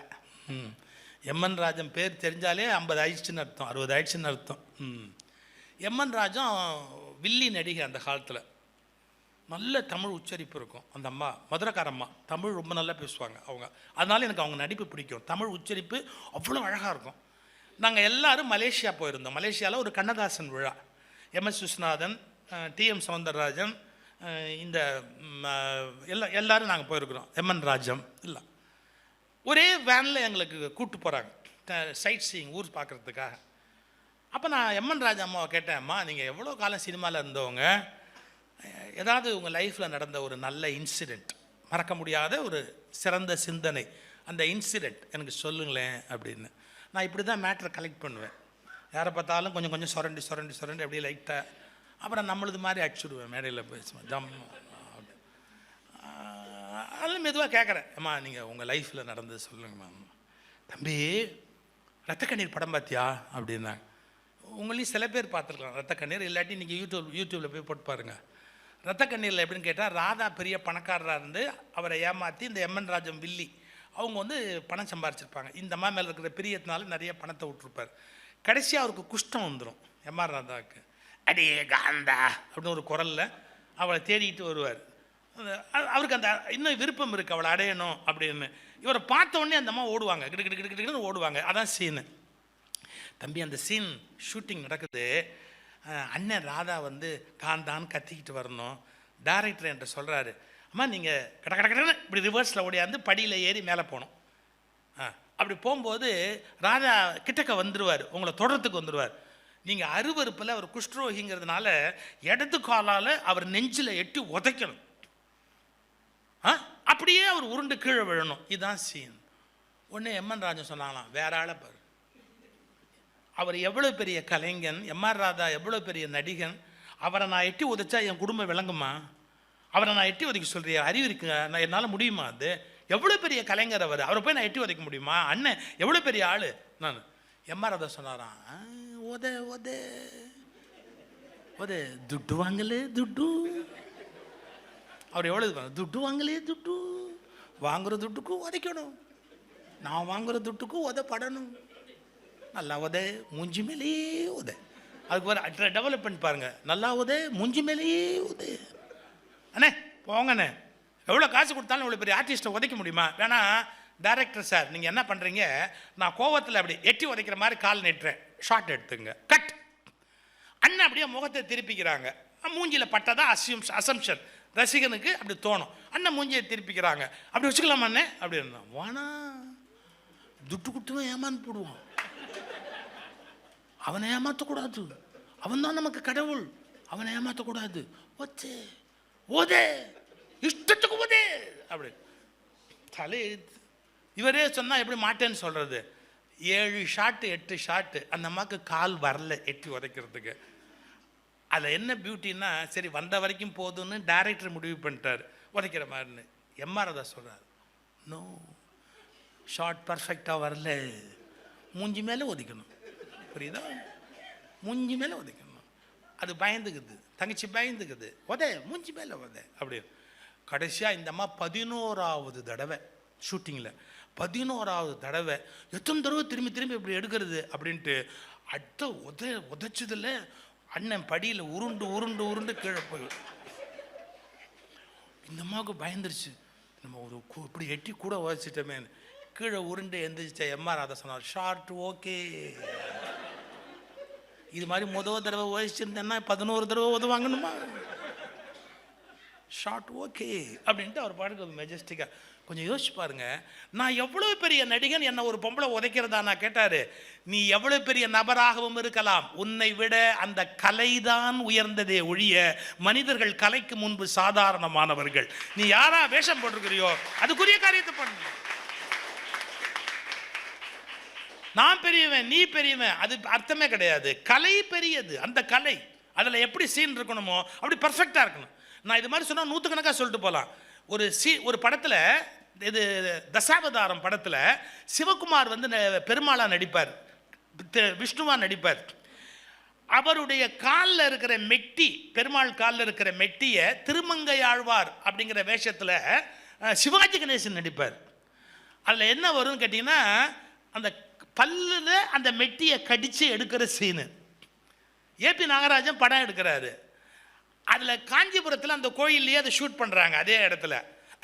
ஆனால் கோயில் முழுக்க புல்வெளியாகி எல்லாரும் மலசல கூடமாக ஆக்கிட்டேன். எங்கே ஒரே அசிங்கமாக இருக்குது கோயில். கால் வைக்க அருவருப்பார். சிவகுமார் சொல்கிறாரு சிவாஜியை பார்த்து, அண்ணே கால் வைக்கவே அசிங்கமாக இருக்குது, சீனு கொஞ்சம் மாற்றிடலான்னு. Sivaji nothing doing. படத்தில் அந்த ஒரிஜினல் கதையில் எப்படி வருது, திருமங்கை ஆழ்வார் பல்லில் கடித்து எடுக்கிறார், நீ நில்லு. அந்த சீன் அப்படியே குனிஞ்சு அந்த அந்த இடத்துல பல்லால் அவர் காலில் படும்படியாக கடிச்சு எடுக்கிறதுக்கு சிவாஜி ரெடியாக இருந்தார்.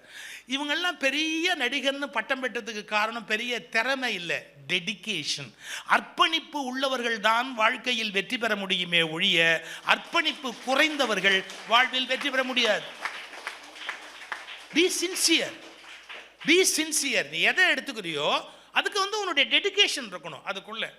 அது இல்லாமல் நீ எப்படி வாழ்க்கையில் ஜெயிச்சிட முடியும்? எவ்வளோ முயற்சி பண்ணாலும் ஜெயிக்கிறதுங்கிறது சாத்தியமா? சாத்தியம் இல்லை. நான் இன்றைக்கி எதுக்கு இதை சொல்ல வரேன்னு கேட்டால், சார் நான் சொல்லும்போது சில பேர் கோவப்படுறாங்க, இந்த மாதிரி சில செய்திகளை இவர் சொல்கிறாரு அப்படின்னு. ஆனால் இப்போ நான் ஒரு ஆழமான உண்மையை உங்கள் மனசில் பதியணுங்கிறதுக்காக சொல்கிறேன். இளம் பிள்ளைகள் பல ஆசிரமங்களில் போய் அன்பெய்டு சர்வெண்ட்டாக இருக்காங்க. என்னது அது? அன்பெய்டு சர்வெண்ட்டாக இருக்காங்க. பெரிய பெரிய ஆசிரமத்தில் சாமியார்கள் என்ன பண்ணுறாங்க, அன்பெய்டு அந்த ஆசிரமத்துக்கு வேலை செய்கிறதுக்கு அந்த பொண்ணுங்க கல்யாணம் பண்ணிக்க மாட்டேங்குது, ஃபேமிலி வேணாங்குது, அப்பா வேணாங்குது, அம்மா வேணாங்குது, எஸ்கேபிசம். நான் இப்போ சொல்கிறதெல்லாம் ஓப்பனாக கஷ்டமாக இருக்கும். இவர்கள் ஞானம் அடைந்தார்கள் என்று பொருள் அல்ல, அவர்கள் தப்பித்து ஓடுவதற்கு யாதோ ஒரு ஒரு ஒரு அமைப்பு தேவைப்படுகிறது. அதனால் அந்த ஆசிரமங்களுக்குள் பதுங்கிக் கொள்கிறார். பட் நம்ம அவசியமே இல்லை, நம்ம மனைவி மக்களோடு குடும்பம் அதோடய வாழலாம். விரும்பினா சோஷியல் சர்வீஸ் பண்ணலாம். ஏர்ன் பண்ணி என் ஃபேமிலியை நான் காப்பாற்றாம நான் ஒரு சமையல் பின்னாடி போய் உட்காந்துக்கிட்டேன் அப்படின்னு சொன்னால் அந்த எங்கள் அப்பா அம்மா நிலைமை என்ன ஆகும் யோசிச்சு சொல்லு. கல்யாணம் பண்ணி நம்ம பிள்ளை பெற்றுக்கிறோங்கிறதுலாம் அடுத்த விஷயம். ஒரு தாய் தகப்பனை காப்பாற்ற வேண்டாமா? நம்ம தாய்க்கு நம்ம தகப்பனுக்கு நம்ம செய்ய வேண்டிய கடமையை செய்ய வேண்டாமா? இன்னைக்கு எல்லாரும் சொல்கிறாங்க, எல்லாரும் துறவு எவ்வளவோ மகான்கள் இருக்கிறாங்க உலகத்தில், யோக சாமிகள் மாதிரி, வள்ளலார் மாதிரி, நான் அவங்களெல்லாம் குறை சொல்லலை. கொஞ்சம் யோசிச்சு பார்க்கணும். நீ அந்த அளவு ஞானமும் அடையலை, உனக்கு எந்த ஞானமும் வரல. ஆனால் நீ என்ன பண்ணுற, துறவு மனோபாவம் வேண்டாமா, நான் நேராக போய் ஏதாவது ஒரு சாமியார் ஆசிரமத்தில் எம்டெக் படித்த பிள்ளைங்க, எம்பிபிஎஸ் படித்த பிள்ளைங்க, நிறைய பெரிய பெரிய படிப்பு படித்தவங்களாம் போய் சும்மா போய் உட்காந்துக்க வேண்டியது. அங்கே உட்காந்துக்கிட்டு நான் என்ன கேள்வி கேட்குறேன்னு கேளுங்க. ஏன் வயசானவங்களெல்லாம் அந்த சாமியார் பார்த்துக்க வச்சுக்க காப்பாற்றுறது? வயசானவங்கள அவங்க அப்பா இந்த குழந்தைங்களோட அப்பா அம்மாலாம் சாக கிடக்குறாங்க, கேன்சரில் கஷ்டப்படுறாங்க. 60 வயசு வரைக்கும் இப்போ சம்பாரித்து இந்த பொண்ணை எம்டெக் படிக்க வச்சுட்டு தயிர் சாதம் மட்டும் கட்டி எடுத்துக்கிட்டு போயிட்டு வாழ்நாள் முழுக்க பொண்ணு படிக்கணும் படிக்க வச்சுட்டு அவளுக்கு கல்யாணம் பண்ணணும்னு பணத்தை சேர்த்து வச்சுட்டு கடைசியாக அந்த பொண்ணு எல்லாத்தையும் கொண்டு போய் ஆசிரமத்துக்கு எழுதி வச்சுட்டு மொட்டை அடிச்சுட்டு அவன் பின்னாடி சாமியார் பின்னாடி போய் உட்காந்துக்குது. என்னால் அதை ஏற்றுக்க முடியாது. I can't tolerate this nonsense. I can't tolerate this. ஏன் நீ பெத்த தாய் தகப்பனுக்கு செய்ய வேண்டிய டியூட்டியை யார் செய்வா? அவனை தெருவில் கிடப்பானா? பெத்த தாய் தகப்பன் தெருவில் கிடப்பானா? நான் கேட்குறேன், உங்கள் அப்பனுக்கே உன்னால் பணிவிடை செய்ய முடியல, நீ என்ன ஊருக்கு போய் பணிவிடையை செய்ய போகிற? நான் எது பேசினாலும் எவிடன்ஸ், என்னை ஏன் தமிழ்நாட்டில் அசைக்க முடியலன்னா நான் எது பேசினாலும் ஸ்கிரிப்சர்லேருந்து எவிடன்ஸ் எடுப்பேன். வெறும்னு நான் ஈகோவிலேருந்து எடுக்க மாட்டேன், ஸ்கிரிப்சர்லேருந்தே எடுப்பேன். சார், இந்த நாட்டில் எவ்வளோ பெரிய ஒரு அழகான கதை வச்சுருக்கான் பாருங்க, மகாபாரதம். மகாபாரதத்தில் ஒருத்தர் தவம் பண்ணுறார். அவர் தவம் பண்ண பொழுது 12 வருஷம் ஒரு கணக்கு வச்சுருக்காங்க. 12 வருஷம் ஒன்று அபியாசம் பண்ணினா நமக்கு சித்தி ஆகிடும். ஒரு மந்திரத்தை ஜபம் பண்ணால் அந்த ஜபம் மந்திரம் வசியம் ஆகிடும். 12 வருஷம் ஒரு வில் வித்தையை நம்ம கரெக்டாக ஃபாலோ பண்ணிட்டோம்னா அந்த வில்லில் நம்மளை அடிச்சுக்கிறதுக்கு ஆளே கிடையாது. 100% நம்ம அறிவாளியாக மாறிடலாம். இதெல்லாம் சொல்லி கொடுத்துருக்குற விஷயம். இவர் ஒரு முனிவர் 12 வருஷம் தவம் பண்ணார். பசி வந்தது. பசி கண்ணை அப்படி திறந்து தவத்தை திறந்து பசி சாப்பிட்லாம் அப்படின்னு தோணுன உடனே தவம் பண்ண முடியுமா? எந்திரிக்க போகும்போது மரத்து மேலே ஒரு கொக்கு இருந்தது. கொக்கு தலைமையில் எச்சம் போட்டுருச்சு.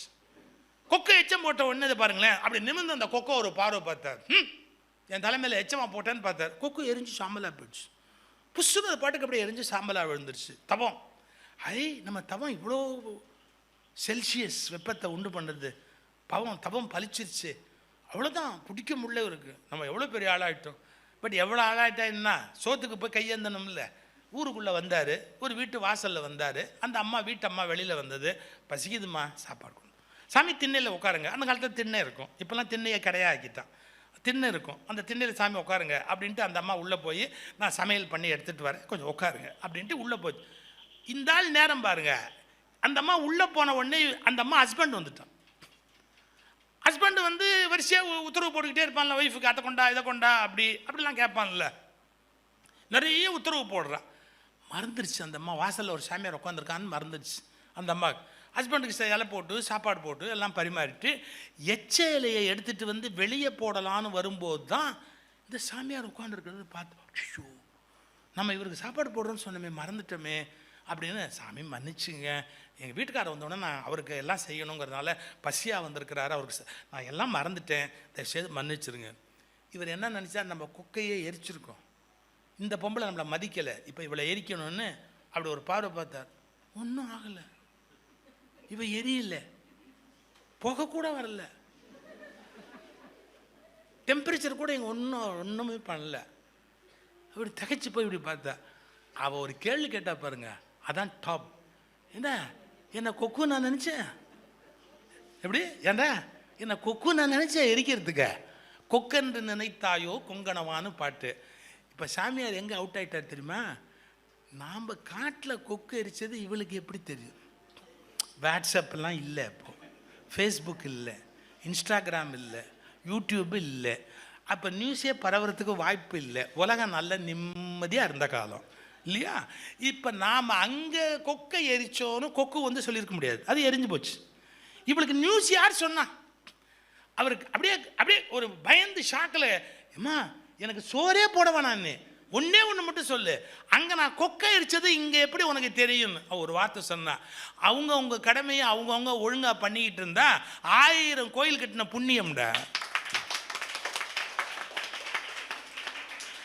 நீ காட்டில் மேட்டில் எங்கே போய் நீ தவம் பண்ணி யாகம் பண்ணி என்ன பண்ணாலும் அது எவ்வளோ புண்ணியத்தை கொடுக்குமோ அதை அவங்கவுங்க மனைவி மக்களுக்கு, அவங்கவுங்க கணவனுக்கு, அவங்கவுங்க அப்பா அம்மாவுக்கு பண்ணிக்கிட்டே இருந்தால் அது முனிவர்களை விட பெரிய சக்தியை கொடுக்கும்.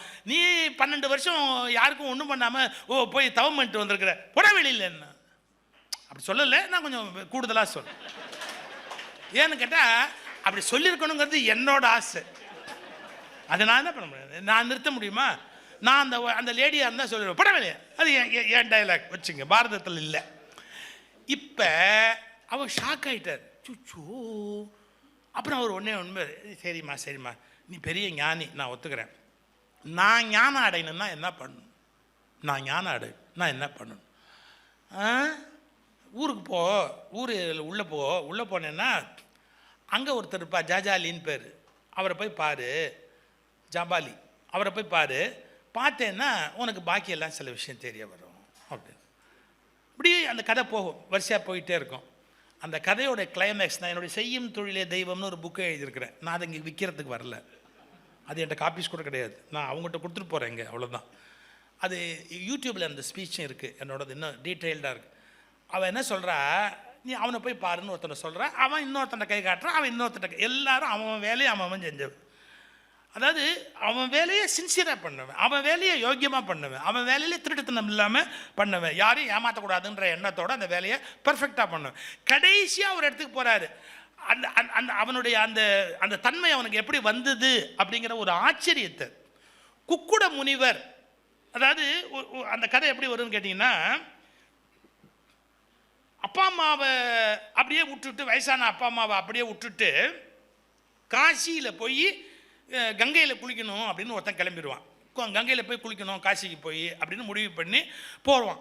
அங்கங்கே தங்கி போகணும்ல. அப்போ குக்குட முனிவர்னு ஒரு முனிவருடைய ஆசிரமம் கங்கைக்கு கொஞ்சம் முன்னாடி, நைட்டு அங்கே தங்கிட்டான், அங்கே இருக்கணும்னு தங்கிட்டான். ஒரு விடிய காலையில் ஒரு 3:30-4 மணி இருக்கும், ஒரு 4-5 பேர் சத்தமாக பேசிக்கிட்டு வர சத்தம் கேட்குது. 3 பெண்கள் ரொம்ப ஒரு மாதிரி விகாரமான தோற்றத்தோடு இருக்காங்க. அவங்க நேராக அந்த முனிவருடைய ஆசிரமத்துக்குள்ளே 3-3:30 வந்து வாசை பெருக்கி தெரு பெருக்கி கோலம் போட்டு அந்த எல்லாம் பணிவிட பண்ணுறாங்க. அப்படியே ஆச்சரியமாக திண்ணையில் படுத்திருந்தோம், பார்த்துக்கிட்டே இருந்தான். ஆனால் எல்லாம் முடிச்சுட்டு அந்த முனிவரை போய் கும்பிட்டுட்டு திரும்பி அவங்க வெளியில் வரும்போது இவன் கேட்டான், நீங்கள் யார்? போகும்போது மேக்கப் போடாத நடிகை மாதிரி உள்ளே போனீங்க, வரும்போது ரொம்ப அழகாக வந்தாங்க. மேக்கப் போட்ட நடிகை மாதிரி வெளியே வரீங்க. போகும்போது உங்களுக்கு அந்த பர்சனாலிட்டியே இல்லை. எங்கள் ஊரில் ஆதார் கார்டுன்னு ஒன்றில் படம் எடுப்பான், ஃபோட்டோ, ரொம்ப இம்சை அது. அதுவே அவன் டிபியில் ஒரு படம் வச்சுருப்பான். போகும்போது ஆதார் கார்டு படம் மாதிரி போனீங்க, வரும்போது டிபி ஃபோட்டோ மாதிரி வர்றீங்களே, எப்படி இப்படியெல்லாம் உங்களால் மாற முடியுது, நீங்கள் யார் அப்படின்னு கேட்டோம். அந்த 3 பேர் சொன்னாங்க, நான் தான் கங்கை, நான் தான் யமுனை, நான் தான் சரஸ்வதி. கங்கை யமுனை சரஸ்வதியா? ஆமாம். தினம் எங்களில் குளிச்சு அவன் பாவத்தை விட்டு போகிறான். குளிக்கிறவெல்லாம் எங்ககிட்ட பாவத்தை விட்டு போகிறான். நாங்கள் கடவுள்கிட்ட போய் கேட்டோம், எங்கே போய் எங்கள் பாவத்தை தொலைக்கிறது அப்படின்னு. போ, அந்த முனிவருக்கு போய் பணிவிட பண்ணுங்க, உங்கள் பாவம் போகும்னார். சார், கங்கையில் போய் குளிச்சா பாவம் போகும்னு சொல்கிறான். கங்கை யார் வீட்டில் போய் பண்ணுதுன்னா இந்த முனிவருக்கு பணிவிட பண்ணு. இவன் உள்ளே போயிட்டான். அந்த முனிவரை கும்பிட்டு, நீங்கள் அப்படி என்ன பெரிய தவம் பண்ணீங்க, கொஞ்சம் சொல்லுங்களேன் அப்படின்னு. அவர் சொன்னார், ஒன்றும் இல்லை, எங்கள் அப்பா அம்மாவை நல்லா பார்த்துக்கிறேன். என்னது? எங்கள் அப்பா அம்மாவை நல்லா பார்த்துக்கிறேன், அவங்க மனம் நோகாமல் வச்சுக்கிறேன். முதுமைன்னு ஒன்று வரும்போது துன்பம்னு ஒன்று வரும் இல்லை, எங்கள் அப்பா அம்மாவுக்கு நான் கடவுள் மாதிரி நினச்சி எல்லா பணிவிடையும் பண்ணுறேன், கடவுள் எனக்கு கட்டுப்படுகிறார். இதுதான் இன்றைக்கி சொசைட்டி முழுக்க பரவ வேண்டிய விஷயம். அப்பனா காப்பாற்ற மாட்டேங்கிறான், ஆத்தால காப்பாற்ற மாட்டேங்கிறான், யாரை பற்றியும் கவலைப்பட மாட்டேன். வயசாகி போயிட்டா கொஞ்சம் யோசிச்சு பாருங்கள், முதுமைன்னு ஒன்று வந்துட்டா எல்லாரும் சீனியர் சிட்டிசன் ஒன்று போய் இருக்க முடியுமா? கொஞ்சம் பணங்கன்னு சேர்த்து வச்சவங்க நாங்கள் போய் உட்காந்துக்குவோம், சீனியர் சிட்டிசனில் போய் உட்காந்துக்கலாம்னு உட்காந்துக்கலாம் முடியும். ஆனால் நார்மல் பீப்புள் எப்படி சீனியர் சிட்டிசன் ஹோமில் போய் செலவு பண்ணிக்கிட்டு இருக்க முடியும்? பே பண்ணி வாழணும்னா 1 லட்சம் ரூபாய் வேணும். எனக்கு இந்தியன் ருப்பியில் 1 லேக் இருந்தால் தான் comfortable living for husband and wife இந்தியாவில் கிடைக்கும். நான் இந்தியாவிலே 1 லட்சம் தான், இங்கே 2-3 லட்ச ரூபாய்க்கு மேலே ஆகும் உங்களுக்கு ஒரு ஹோமில் போய் தங்குறதுன்னா. அப்படி வயசான காலத்தில் அவங்க பண்ண முடியும். அவங்க தான் சொத்தெல்லாம் விற்று பையனை படிக்க வச்சுருப்பாங்களே, சொத்தெல்லாம் விற்று பொண்ணுக்கு கல்யாணம் பண்ணியிருப்பாங்களே. அதானே பேரண்ட்ஸோட இயல்பே. பிள்ளைங்க நல்லா இருக்கணும், பிள்ளைங்க நல்லா இருக்கணும், பிள்ளைங்க நல்லா இருக்கணும், எல்லாம் செலவு பண்ணியிருப்பாங்களே. அப்போ அவங்கள இதை நான் கற்பனை பண்ணி சொல்லலை, என்ன சொல்கிறான், அந்த கீதையில் சொல்லப்பட்ட செய்தி இது. அதாவது உனக்குரிய கடமைகளை நீ செய்கிற போது அந்த கர்ம யஜ்ஞத்தை நீ, யஜ்ஞம் அது ஒரு யாகம், அந்த கர்ம யஜ்ஞத்தை நீ செய்கிற போது நான் திருப்தி அடைகிறேன். கிருஷ்ணன் சொல்கிறதா இருக்கு, நான் திருப்தி அடைகிறேன். உண்மைதானே சார்? அவங்கவுங்க வேலைகளை பார்த்தா தானே இந்த எல்லாமே இயங்கும். ஒரு கவர்மெண்ட் ஆஃபீஸில் போய் ஒரு பேப்பர் கொடுக்குறோம், அவங்க அதை பார்த்து ஆக்ஷன் எடுக்கணும். அதே மாதிரி ஒரு இடத்துல உழவு செய்கிறவர் உழவு செய்யணும், அதே மாதிரி நெசவு செய்கிறவர் நெசவு செய்யணும். யாரும் வசந்தவங்களும் இல்லை, யாரும் தாழ்ந்தவங்களும் இல்லை. நான் சுவிட்சர்லாந்து போயிருந்தேன், சுவிட்சர்லாந்தில் விழா நடக்குது, 3 பேர் மேடையில் உட்காந்துருந்தாங்க. அப்புறமா எங்கள் பட்டிமன்றம், நாங்கள்லாம் கீழே உட்காந்துருந்தோம். இந்த விழா நடந்தபோது அந்த ஆர்கனைசரை கூப்பிட்டு கேட்டேன், அவர் யார்? எங்கள் எஜுகேஷன் மினிஸ்டர். அவர் பக்கத்தில் ஒருத்தர் உட்காந்துருந்தார். அவங்க யார்? அவர் யார் அப்படின்னு. அவர் தான் எங்கள் பார்லிமெண்ட்ரி மெம்பர், எங்கள் பார்லிமெண்ட்டோட மெம்பர். இவர் எஜுகேஷன் மினிஸ்டர், அவர் எங்கள் பார்லிமெண்ட் மெம்பர். அந்த பக்கம் ஒரு லேடி உட்காந்துருந்தா, அந்த லேடி அப்படி கால் மேலே கால் போட்டிருந்தா, கரெக்டாக சொல்கிறாருந்தா அவர் ஷூ எஜுகேஷன் மினிஸ்டர் மேலே இடியுது. அப்படி உட்காந்துருக்காங்க, மெஜஸ்டிக்காக அந்த அம்மா உட்காந்துருக்காங்க, அப்படி கால் மேலே அப்படி கால் போட்டு அந்த லேடி உட்காந்துருக்காங்க. அந்த ஈக்குவலாக உட்காந்துருக்காங்க எஜுகேஷன் மினிஸ்டருக்கு. அந்த அம்மா யாருன்னு, அவங்க தான் இங்கெல்லாம் பெருக்கி துடைக்கிறவங்க. இந்த ஸ்கூல் பில்டிங் கீ அவங்ககிட்ட தான் இருக்கும், அவங்க தான் அதனுடைய இந்த ஸ்கூலை மெயின்டைன் பண்ண வேண்டிய வேலை அவங்களது. நாடுன்னா அது நாடு சார், நாடுன்னா அது நாடு சார். என்ன, எஜுகேஷன் மினிஸ்டரும் ஒன்று தான், எம்பியும் ஒன்று தான், அவங்க வேலையை சரியாக பார்க்குற அந்த ஸ்டாஃப் அவங்களும் ஒன்று தான். எங்கேயும் மனிதர்களுக்குள் உயர்வு தாழ்வு இல்லை. பதவிகள் வேறுபடுவது நிர்வாக வசதிக்காக மட்டுமே வைக்கப்பட்டது. ஆனால் எங்கும் அவரவர் வேலையை யார் சரியாக பார்க்கிறார்களோ அவர்கள் பாராட்டத்தக்கவர்கள். புரிஞ்சுக்கணும். நான் சொன்னால் மணிக்கணக்காக சொல்லிகிட்டே போவேன், ஒரு முடிவில்லாமல் பேசிக்கிட்டே போவேன். இன்னும் ஒன்று சொல்லி நான் நிறுத்திடுறேன். என்னமோ ரிலிஜன் இதுக்கு அகெயின்ஸ்டாக இருக்குன்னு நினைக்கிறாங்க. நோ, அது முட்டாள்களின் தீர்மானம். நான் ரிலிஜன்லேருந்தே எல்லாத்துக்கும் மேற்கோள் காட்டுவேன். அதாவது சாமியை கும்பிட்றது தான் ரொம்ப முக்கியம், அதே சமயத்தில் கடமையை செய்ய வேண்டிய அவசியம் கிடையாது அப்படின்னு என்கிட்ட பல பேர் ஆர்கியூ பண்ணுவாங்க. நோ, கடவுளே நமக்கு கற்றுக் கொடுத்தது உன் வேலையை செய்யி அப்படிங்கிறது தான் கடவுளே கற்றுக் கொடுத்தது. எங்கே கற்றுக் கொடுத்தாரு? கிருஷ்ணாவதாரத்தில் வருகிறாரு, தேர் ஓட்டுறாரு. தேர் ஓட்டுறதுங்கிறது கடவுள் வேலையா? தேர் ஓட்டுற போது எப்படி இருக்கணும்? ஒரு தேர் ஓட்டி எப்படி இருக்கணுமோ அப்படி இருக்கணும். நீங்கள் என்னவா அந்த ரோல் ப்ளே பண்ணுறீங்களோ அதுக்கு தகுந்த மாதிரி தானே சார் இருக்கணும். தேரோட்டியாக வர்றாரு, தேரோட்டியாக கிருஷ்ணன் வருகிற போது இது பாருங்கள், யுத்தம் முடிஞ்சு போச்சு. சாயங்காலம் யுத்தம் முடிஞ்ச உடனே அந்த தேரை நிறுத்திட்டு குதிரைகளை வந்து அதுலேருந்து கழட்டி அதுங்களுக்கு தண்ணி கொடுக்கணும் குடிக்கிறதுக்கு. தண்ணி அந்த குடும்பை அந்த இதில் நதியில் தண்ணி குடிக்க வைக்கிறதுக்காக குதிரைகள் எல்லாம் அப்படி அழைச்சிட்டு போகிறார். அதுங்களுக்கு அந்த தண்ணி கொடுக்குற காட்சியை வியாச பாரதத்தில் எழுதுகிறார் வியாசர். அதுங்க குதிரை முடியிலெல்லாம் சின்ன சின்னதாக ஒரு பேன் உட்காந்துருக்கும், அதுக்கு உன்னின்னு பேர். உன்னின்னு சொல்லுவாங்க. சின்ன பேன் ஒன்று கடிக்கும் குதிரைகளை, ரொம்ப எரிச்சலாக இருக்கும் அதுங்களுக்கு. அதனால் என்ன பண்ணுவாங்க, குதிரை ஓட்டுறவங்கெல்லாம் இந்த கையை அப்படி உள்ளே கொடுத்து அந்த முடியில் இப்படி எடுத்து அந்த பேன் கீழே விழும்படியாக ஒன்று ஒன்றா எடுப்பாங்க. தனக்கு நன்மை செய்கிற குதிரையை அப்படி பராமரிப்பாங்க. அந்த குதிரை உடம்புலேருந்து பேன் எடுப்பாங்க. அண்ட சராசரங்களை ஆளுகிறவன் என்று கருதப்படுகிற கடவுளாக பாவிக்கப்படுகிற கண்ணன் அந்த குதிரையிலேருந்து அந்த உண்ணியை வெளியே எடுத்துக்கிட்டு இருக்கிறான்னா ஏன், அது ஒரு குதிரைக்காரனுடைய வேலை. அந்த குதிரையை பராமரிக்க வேண்டியது ஒரு குதிரைக்காரனுடைய வேலை. நான் கூட வேடிக்கையாக சொன்னேன், உன்னி கிருஷ்ணன் என்று சொல்லப்பட்டவர் உன்னி கிருஷ்ணன் என்று மாறி இப்போது பேன் உண்ணியை எடுத்துக்கொண்டிருக்கிறார். ஒரே காரணம், என்ன காரணம், அது தேரோட்டியின் வேலை. ஒரு குதிரை சார், ஒரு நல்ல டிரைவர்னா யார் சார், அந்த காரை பொறுத்த வரைக்கும் அவர் பக்காவாக வச்சுருக்கணும், கழுவி தொடச்சி சுத்தம் பண்ணி, ஸ்டார்ட் ஆனால் ஸ்டார்ட் ஆகணும், ஆஃப் பண்ணால் ஆஃப் பண்ணணும், பிரேக் போட்டால் பிரேக் பிடிக்கணும்.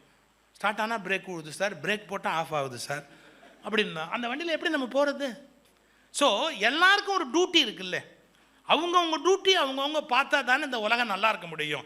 இதெல்லாம் யோசிச்சு பாருங்கள். செய்யும் தொழிலே தெய்வம். பாரதத்தில் இன்னொரு இடம் வரும், முதல் நாள் அந்த யுத்தம் முடிஞ்சிடும், பீஷ்மர் சபதம் பண்ணிடுவார். என்ன சொல்லுவார் தெரியுங்களா, இந்த பஞ்ச பாண்டவர்கள் 5 பேரையும் கொன்னுடுறான்டா அப்படிம்பார். யார்? தருமன், அர்ஜுனன், நகுலன், சகாதேவன், பீமன் எல்லாரையும் நான் கொல்லுவேன்ட்டார். ஏன்னா அவருக்கு துரியோதனை ஒரு மானம் போகிற மாதிரி கேட்டான். என்ன கேட்டு, தாத்தா ஐடியா வேற மாதிரி இருக்கா, சும்மா எங்கள் பக்கமே இருந்துக்கிட்டு அவங்கள காப்பாற்றுற ஐடியாவில் இருக்கிறியான்ட்டான். கோவம் வந்துருச்சு பீஷ்மருக்கு. ஏய், நான் யாருங்கிறத நாளைக்கு காட்டுறேன் பாரு, இந்த 5 பேரையும் போட்டு தள்ளிடுவேன். பீமனும் கிடையாது, தர்மனும் கிடையாது, நாளையோடு இவெல்லாம் செத்தான் அப்படின்னு. கிருஷ்ணர் நினைச்சார், இந்த கிழவன் சொன்னபடி செஞ்சுடுவான். இந்த 5 பேர் செத்து போயிட்டா. ராத்திரி பாண்டவர்கள் மனைவி பாஞ்சாலி, திரௌபதி, அவளை கூப்பிட்டான், நாளைக்கு இவன் 5 பேரும் உயிரோடு இருக்கிறது இப்போ உங்ககிட்ட தான் இருக்குது, என்ன பண்ணணும்னா நான் உன்னை அழைச்சிட்டு போகிறேன். பீஷ்மருடைய கேம்ப் ஆஃபீஸ், பாடி வீடு படுத்திருப்பார். நீ என்ன பண்ணுற, நான் இந்த யுத்தம் நடந்த பூமியில் உன்னை அழைச்சிட்டு போவேன். அங்கே போன உடனே நீ உள்ளே போய், கிழவர் தூங்கிக்கிட்டு இருப்பார், நீ காலை தொட்டு கண்ணில் ஒத்திக்கோ. அவர் ஒரு அரகுற லைட்டில் அப்படி உன்னை பார்த்த உடனே ஒரு பெண்ணுன்னு தெரிஞ்சுக்கிட்டு என்ன சொல்லுவார், தீர்க்க சுமங்கலி பவ அப்படின்னு ஆசீர்வாதம் பண்ணுவார். அதான் அவருடைய வழக்கம். அதோடு திரும்பி வந்துடும். ஏன், அவர் தான் தீர்க்க சுமங்கலி பவன்ட்டார், கொல்ல முடியாது நாளைக்கு, அவரே அவருக்கு அகெயின்ஸ்ட் ஆர்டர் போட்டுருவார் இல்லையா. அதனால் நான் இதெல்லாம் ட்ராமா கரெக்டாக செட் பண்ணியிருக்கேன், ஜாக்கிரதையாக போகலாம். இவங்க பாருங்கள், பீஷ்மருடைய இதுக்குள்ளே நுழைய போகிறாங்க, பாடி விடு. இந்த ரத்தத்தில் சதையிலெல்லாம் நடந்து வந்தபோது ஒன்றும் தெரியல. ஆனால் கேம்ப் ஆஃபீஸில் அந்த அந்த அந்த இதோடு அப்படியே உள்ளே போகிறா. காலில் போட்டிருந்த செருப்போட பாஞ்சாலி உள்ளே போனாலாம். அந்த காலத்தில் செருப்பில் கொலுசு வச்சு வச்சுருக்கான், வெள்ளி கிளிங் கிளிங்னு சவுண்டு வரும் இல்லை. திரௌபதி இப்படி உள்ளே தூக்கி வச்ச உடனே அந்த சவுண்டு கேட்ட உடனே செருப்பை கேட்டு ஏன் பீஷ்மர் உள்ளே போகும்போது செருப்பை அறிவு கெட்டவளே சத்தம் போடுது. சத்தம் போட்டு முதலையே முழிச்சு நீ பாஞ்சாலின்னு பார்த்துட்டா தீர்க்க சுமங்கலி பவன் சொல்ல மாட்டார். என்னத்துக்கு இப்போ வந்த வெளியே போகும்பார், காரியம் கெட்டு போவோம். நீ என்ன பண்ணுற, அந்த நான் எங்கே கழட்டி விடுவேன் அப்படின்னு கேட்டேன். கொண்டா சார், பாரதத்தில் வருது சார் அந்த கதை. செருப்பை வாங்கி கொலுசு சத்தம் வராதபடி மாரோடு அணைச்சிக்கிட்டு போயிட்டு வா அப்படின்னு. ஒரு காரியம் நல்லா நடக்கணும் அப்படின்னு சொன்னால் அந்த நம்ம ஆள் அவள் செருப்பை நான் கையில் வச்சுக்கிறதா, அதெல்லாம் கிடையாது. நம்ம விஷயம் போட்ட பிளானை கச்சிதமாக கரெக்டாக நிறைவேற்றணும். என்ன அர்த்தம், கடவுளே சொல்லுகிறார், மனிதன் முக்கியம் அல்ல, செயல் முக்கியம்.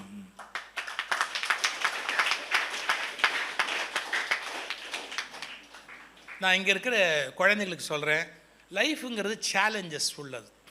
எல்லாரும் நினச்சபடி இந்த உலகத்தில் பணக்காரங்களாக பிறந்துட முடியாது. It is full of challenges. நான் அடிக்கடி சொல்கிறது, சக்ஸஸ் அப்படிங்கிறது எப்படின்னா, அது ஒரு பெரிய நெடுஞ்சாலை மாதிரி தான் இருக்கும், but it is always under ரிப்பேர்னா. ஏதாவது அந்த தெரு ரிப்பேர் ஆகிட்டே இருக்கும், நம்ம காரை இறக்கி இறக்கி ஏற்ற வேண்டி வரும். ஸோ எதிர்பார்க்குற மாதிரி வெற்றி வராது, நிறைய தடைகள் வரும், நிறைய கஷ்டங்கள் வரும், வறுமை வரும், துன்பம் வரும், சேலஞ்சஸ் வரும். ஒன்றே ஒன்று தான், எதுக்காகவும் மனசை விட்டுறாதீங்க. புரியுதா? எதுக்காகவும் மனசை விட்டுறாதீங்க. கண்டிப்பாக நம்முடைய லட்சியங்கள் வலிமையாக இருக்கும்போது இந்த என்டையர் பிரபஞ்சம் இருக்குது இல்லையா, அதுக்கு ஒரு ஆற்றல் இருக்குது, காஸ்மிக் எனர்ஜி அப்படின்னு பேர். அதுக்கு ஒரு பெரிய ஆற்றல் இருக்குது. நீங்கள் அந்த எண்ணத்தை வச்சுக்கிட்டே இருந்தீங்கன்னா எப்படியாவது அந்த எண்ணத்தை அது நிறைவேற்றி கொடுக்கும். இது ரொம்ப இம்பார்ட்டன்ட். அந்த காஸ்மிக் எனர்ஜியை நீங்கள் நம்பணும். அதுக்கு தான் கடவுள்னு பேர் வச்சாங்க. மகரிஷி ரொம்ப அழகாக சொல்லுகிறார், யார் எந்த தெய்வத்திடம் எது வேண்டினாலும் முடிவில் அவர்கள் அவர்களுடைய மனதிடம்தான் அதை சொல்லிக் கொள்கிறார்கள். ஏன் தெரியுங்களா? மனசு தான் அதோட லிங்க் ஆகுது. நம்ம மனசுக்கு போய் பிரபஞ்சத்துக்கு போகணும், காஸ்மிக் எனர்ஜிக்கு அது போயாகணும். அதனால் கவலையே படாதீங்க. உங்களுக்கு நிறைய கஷ்டங்கள் எனக்கு தெரியும், ஆனால் அதையும் தாண்டி உங்களை உயர்த்துவதற்காக இந்த சர்வோதயா எவ்வளவோ பாடுபடுது. சர்வோதயாவை சப்போர்ட் பண்ணுறதுக்கு வெளிநாட்டில் இருக்கிற எத்தனையோ ஈழத் தமிழர்கள் மிகப்பெரிய அக்கறை எடுத்துக்கிறாங்க, இந்த நிறுவனம் வளரணும் அப்படின்னு. ஏன் தெரியுங்களா? அந்த தாட், ஒரு நல்ல எண்ணம் இத்தனையையும் சாதித்திருக்கிறது. எனவே கர்மயோகத்தை பின்பற்றுவது மிக அவசியம். நான் பக்தி யோகத்துக்கு எதிரல்ல, கோயில்களுக்கான மாற்று யோசனை சொல்லவில்லை. அது 1/4 ஆஃப் அவர் பேசிக் தாட்ஸ், 1/4 பக்தி யோகம். ஆனால் ராஜயோகம், கர்மயோகம், ஞான யோகம், இது 3 ரொம்ப இம்பார்ட்டன்ட். இந்த பக்தி யோகத்தின் வீரியத்தை குறைத்து கொண்டு கர்மயோக, ராஜயோக, ஞான யோகத்தை முன்வைத்து தான் அருட்தந்தை வேதாத்ரி மகரிஷி மனவளக்கலை மன்றங்களை உருவாக்கினார், அறிவு திருக்கோயிலை உருவாக்கி இருக்கிறார்.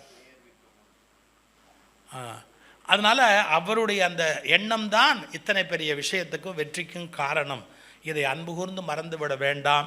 மீண்டும் மீண்டும் என்னுடைய வாழ்த்துக்கள். அம்மா புஷ்பா அவர்களும் சரி, சகோதரி ஜமுனா அவர்களும் சரி, இங்கே படிக்கிற குழந்தைகளும் சரி, இங்கே இருந்து பணிபுரிகிற குழந்தைகளும் சரி, நீங்கள் பிரபஞ்சத்தின் குழந்தைகள், நீங்கள் பிரபஞ்சத்தின் குழந்தைகள். இங்கே பணிபுரிகிற நீங்கள் நிச்சயமாக இறையாற்றலால் ஆசீர்வதிக்கப்படுவீர்கள். உங்களுக்கான எல்லா தேவைகளையும் பிரபஞ்சம் கண்டிப்பாக நிறைவேற்றும். இதை மட்டும் நான் இந்த இடத்துல சொல்லிக்கொண்டு, எனக்கு இந்த இடத்துல வரதில் ஒரு சந்தோஷம் உண்டு. என்னுடைய மனதுக்கு ரொம்ப நெருக்கமான ஒரு மகிழ்ச்சி.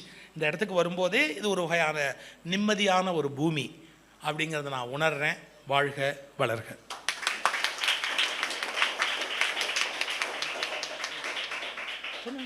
அது வேற ஒரு இன்ஸ்டியூட் சொன்னேன்.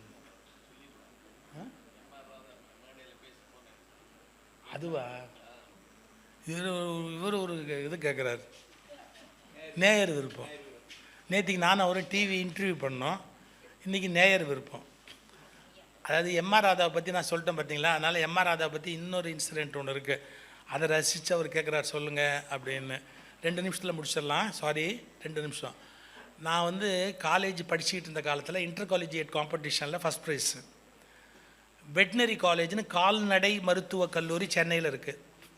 அந்த வெட்னரி காலேஜில் முத்தமிழ் விழா நடத்துகிறாங்க, என்னை பேச கூப்பிட்ருக்காங்க. நான் பரிசு பேச கூப்பிடல, பரிசு கொடுக்குறதுக்கு முன்னாடி பேசலாம், ஒரு 10 நிமிஷம் பேசலாம், பரிசு வாங்க முன்னாடி. அந்த விழாவுக்கு அப்போ எம்ஆர் ராதாவை கூப்பிட்ருக்காங்க, நடிகவேள் எம்ஆர் ராதாவை. டாக்டர் அவ்வை நடராஜன் பெரிய ஸ்காலர், அவரையும் கூப்பிட்ருக்குறாங்க. நாங்கள் 3 பேரும் போனோம். கொடுமை என்னன்னு கேட்டிங்கன்னா, 3 மாடி ஏறி அதுக்கப்புறம் தான் ஆடிட்டோரியம், லிஃப்ட் கிடையாது. எம்ஆர் ராதாவுக்கு அப்போவே எபோவ் 75, மூச்சு அவருக்கு இறக்கிது, படி ஏற முடியல அவரால், இம்சை பண்ணுறாங்க. வாங்க போய் இதோ இன்னும் எத்தனை மாடிடா ஏறணும் அண்ணே, இன்னும் இது இப்படியே கொல்லாதீங்கடா, கொன்னுடுவீங்க போல் இருக்குதுடா டேய், அப்படியே திட்டிக்கிட்டே படி ஏறுறாரு. ஸ்டேஜில் போய் நாங்கள் உட்காந்த உடனே வெட்னரி காலேஜ் ஸ்டூடெண்ட்ஸு முதல்ல அவ்வை நடராஜன் பேசணும், நான் பேசணும், பிறகு எம்ஆர் ராதா பேசணும், நியூட்ரிஷனில் போட்டிருக்கிறாங்க.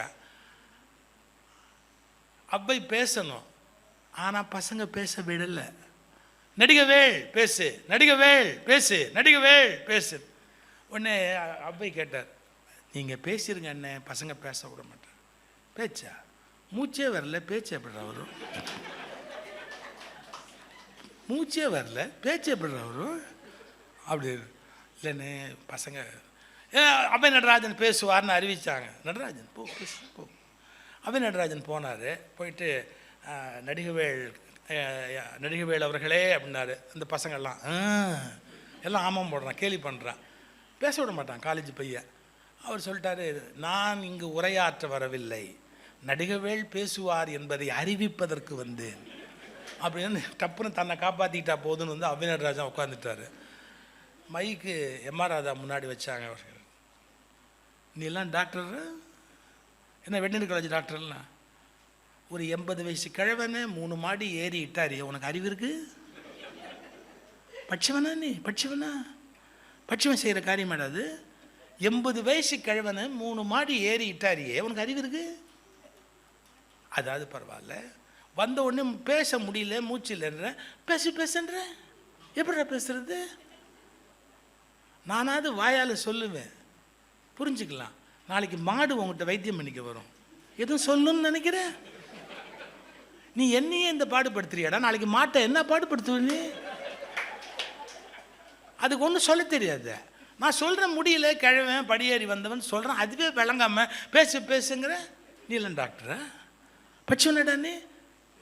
அபய் நடராஜன் பட்சவன். அவர் டாக்டரேட்டு, அவர் வந்து யூனிவர்சிட்டி வைஸ் சான்சலர், நிறைய டிகிரி வாங்கினவர். இவர் எம்ஆர்ஆர் கேட்குறாரு, அபய் நடராஜன் பட்சவன். அடுத்தது தான் பஞ்சு. நடராஜா நீ என்ன படிச்சிருக்கிற அப்படின்னு. ஆனால் எம்ஏ பிஹெச்டி அவன் என்னமோ படிச்சிருக்கிறான். அவருக்கு அது வரல, டக்குன்னு திருப்பி சொல்கிறதுக்கு வரல. அவன் என்னமோ படிச்சிருக்கிறான். ஏன்னா டேய், பட்சவன் பேச்ச பட்சவன் கேட்க மாட்டேங்கிறேடா, பட்சவன் பேச்ச பட்சவன் கேட்க மாட்டேங்கிறேன். நான் கூத்தாடி பவுடர் பண்ணுற வேலை இல்லை இதெல்லாம். பவுடர், இந்த பவுடர் பார்த்து ஏமாந்துட்டீங்க இல்லை? பவுடர் பண்ணுற வேலை. பட்சவன் பேச்ச பட்சவன் கேட்க மாட்டேன், இந்த நாடு உருப்பிடும் சார். எவ்வளவு பயங்கரமான திங்கிங் பாருங்கள். அடுத்து தான் சார் டாப்பு. நான் படிக்காத முண்டம் என்னை பேச சொல்கிறேன். சொல்லிட்டு ஒரு தாட் அடிச்சார் எம்ஆர் ராதா. அது சரி, ஆனால் அவனை கண்டுபிடிச்சானே தமிழில், ஆனால் அவனை கண்டுபிடிச்சானே, அவன் படிச்சிருப்பான். படிக்காதவன் கண்டுபிடிச்சது தான்டா படித்தவன் படிச்சுக்கிட்டே இருக்கிறான்.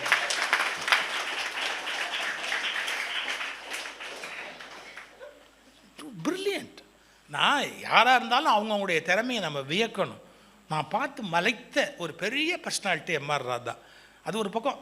பட் நான் உங்களுக்கு சொல்ல வர விஷயம், நம்முடைய பாசிட்டிவ் எனர்ஜியை நம்ம டெவலப் பண்ணிக்கணும். வாழ்க்கையில் எப்போவுமே நல்லா இருக்கணும். கண்டிப்பாக உங்களுக்கு நல்லது நடக்கும். நிச்சயமாக நல்லது நடக்கும். கண்டிப்பாக நல்லது நடக்கும்.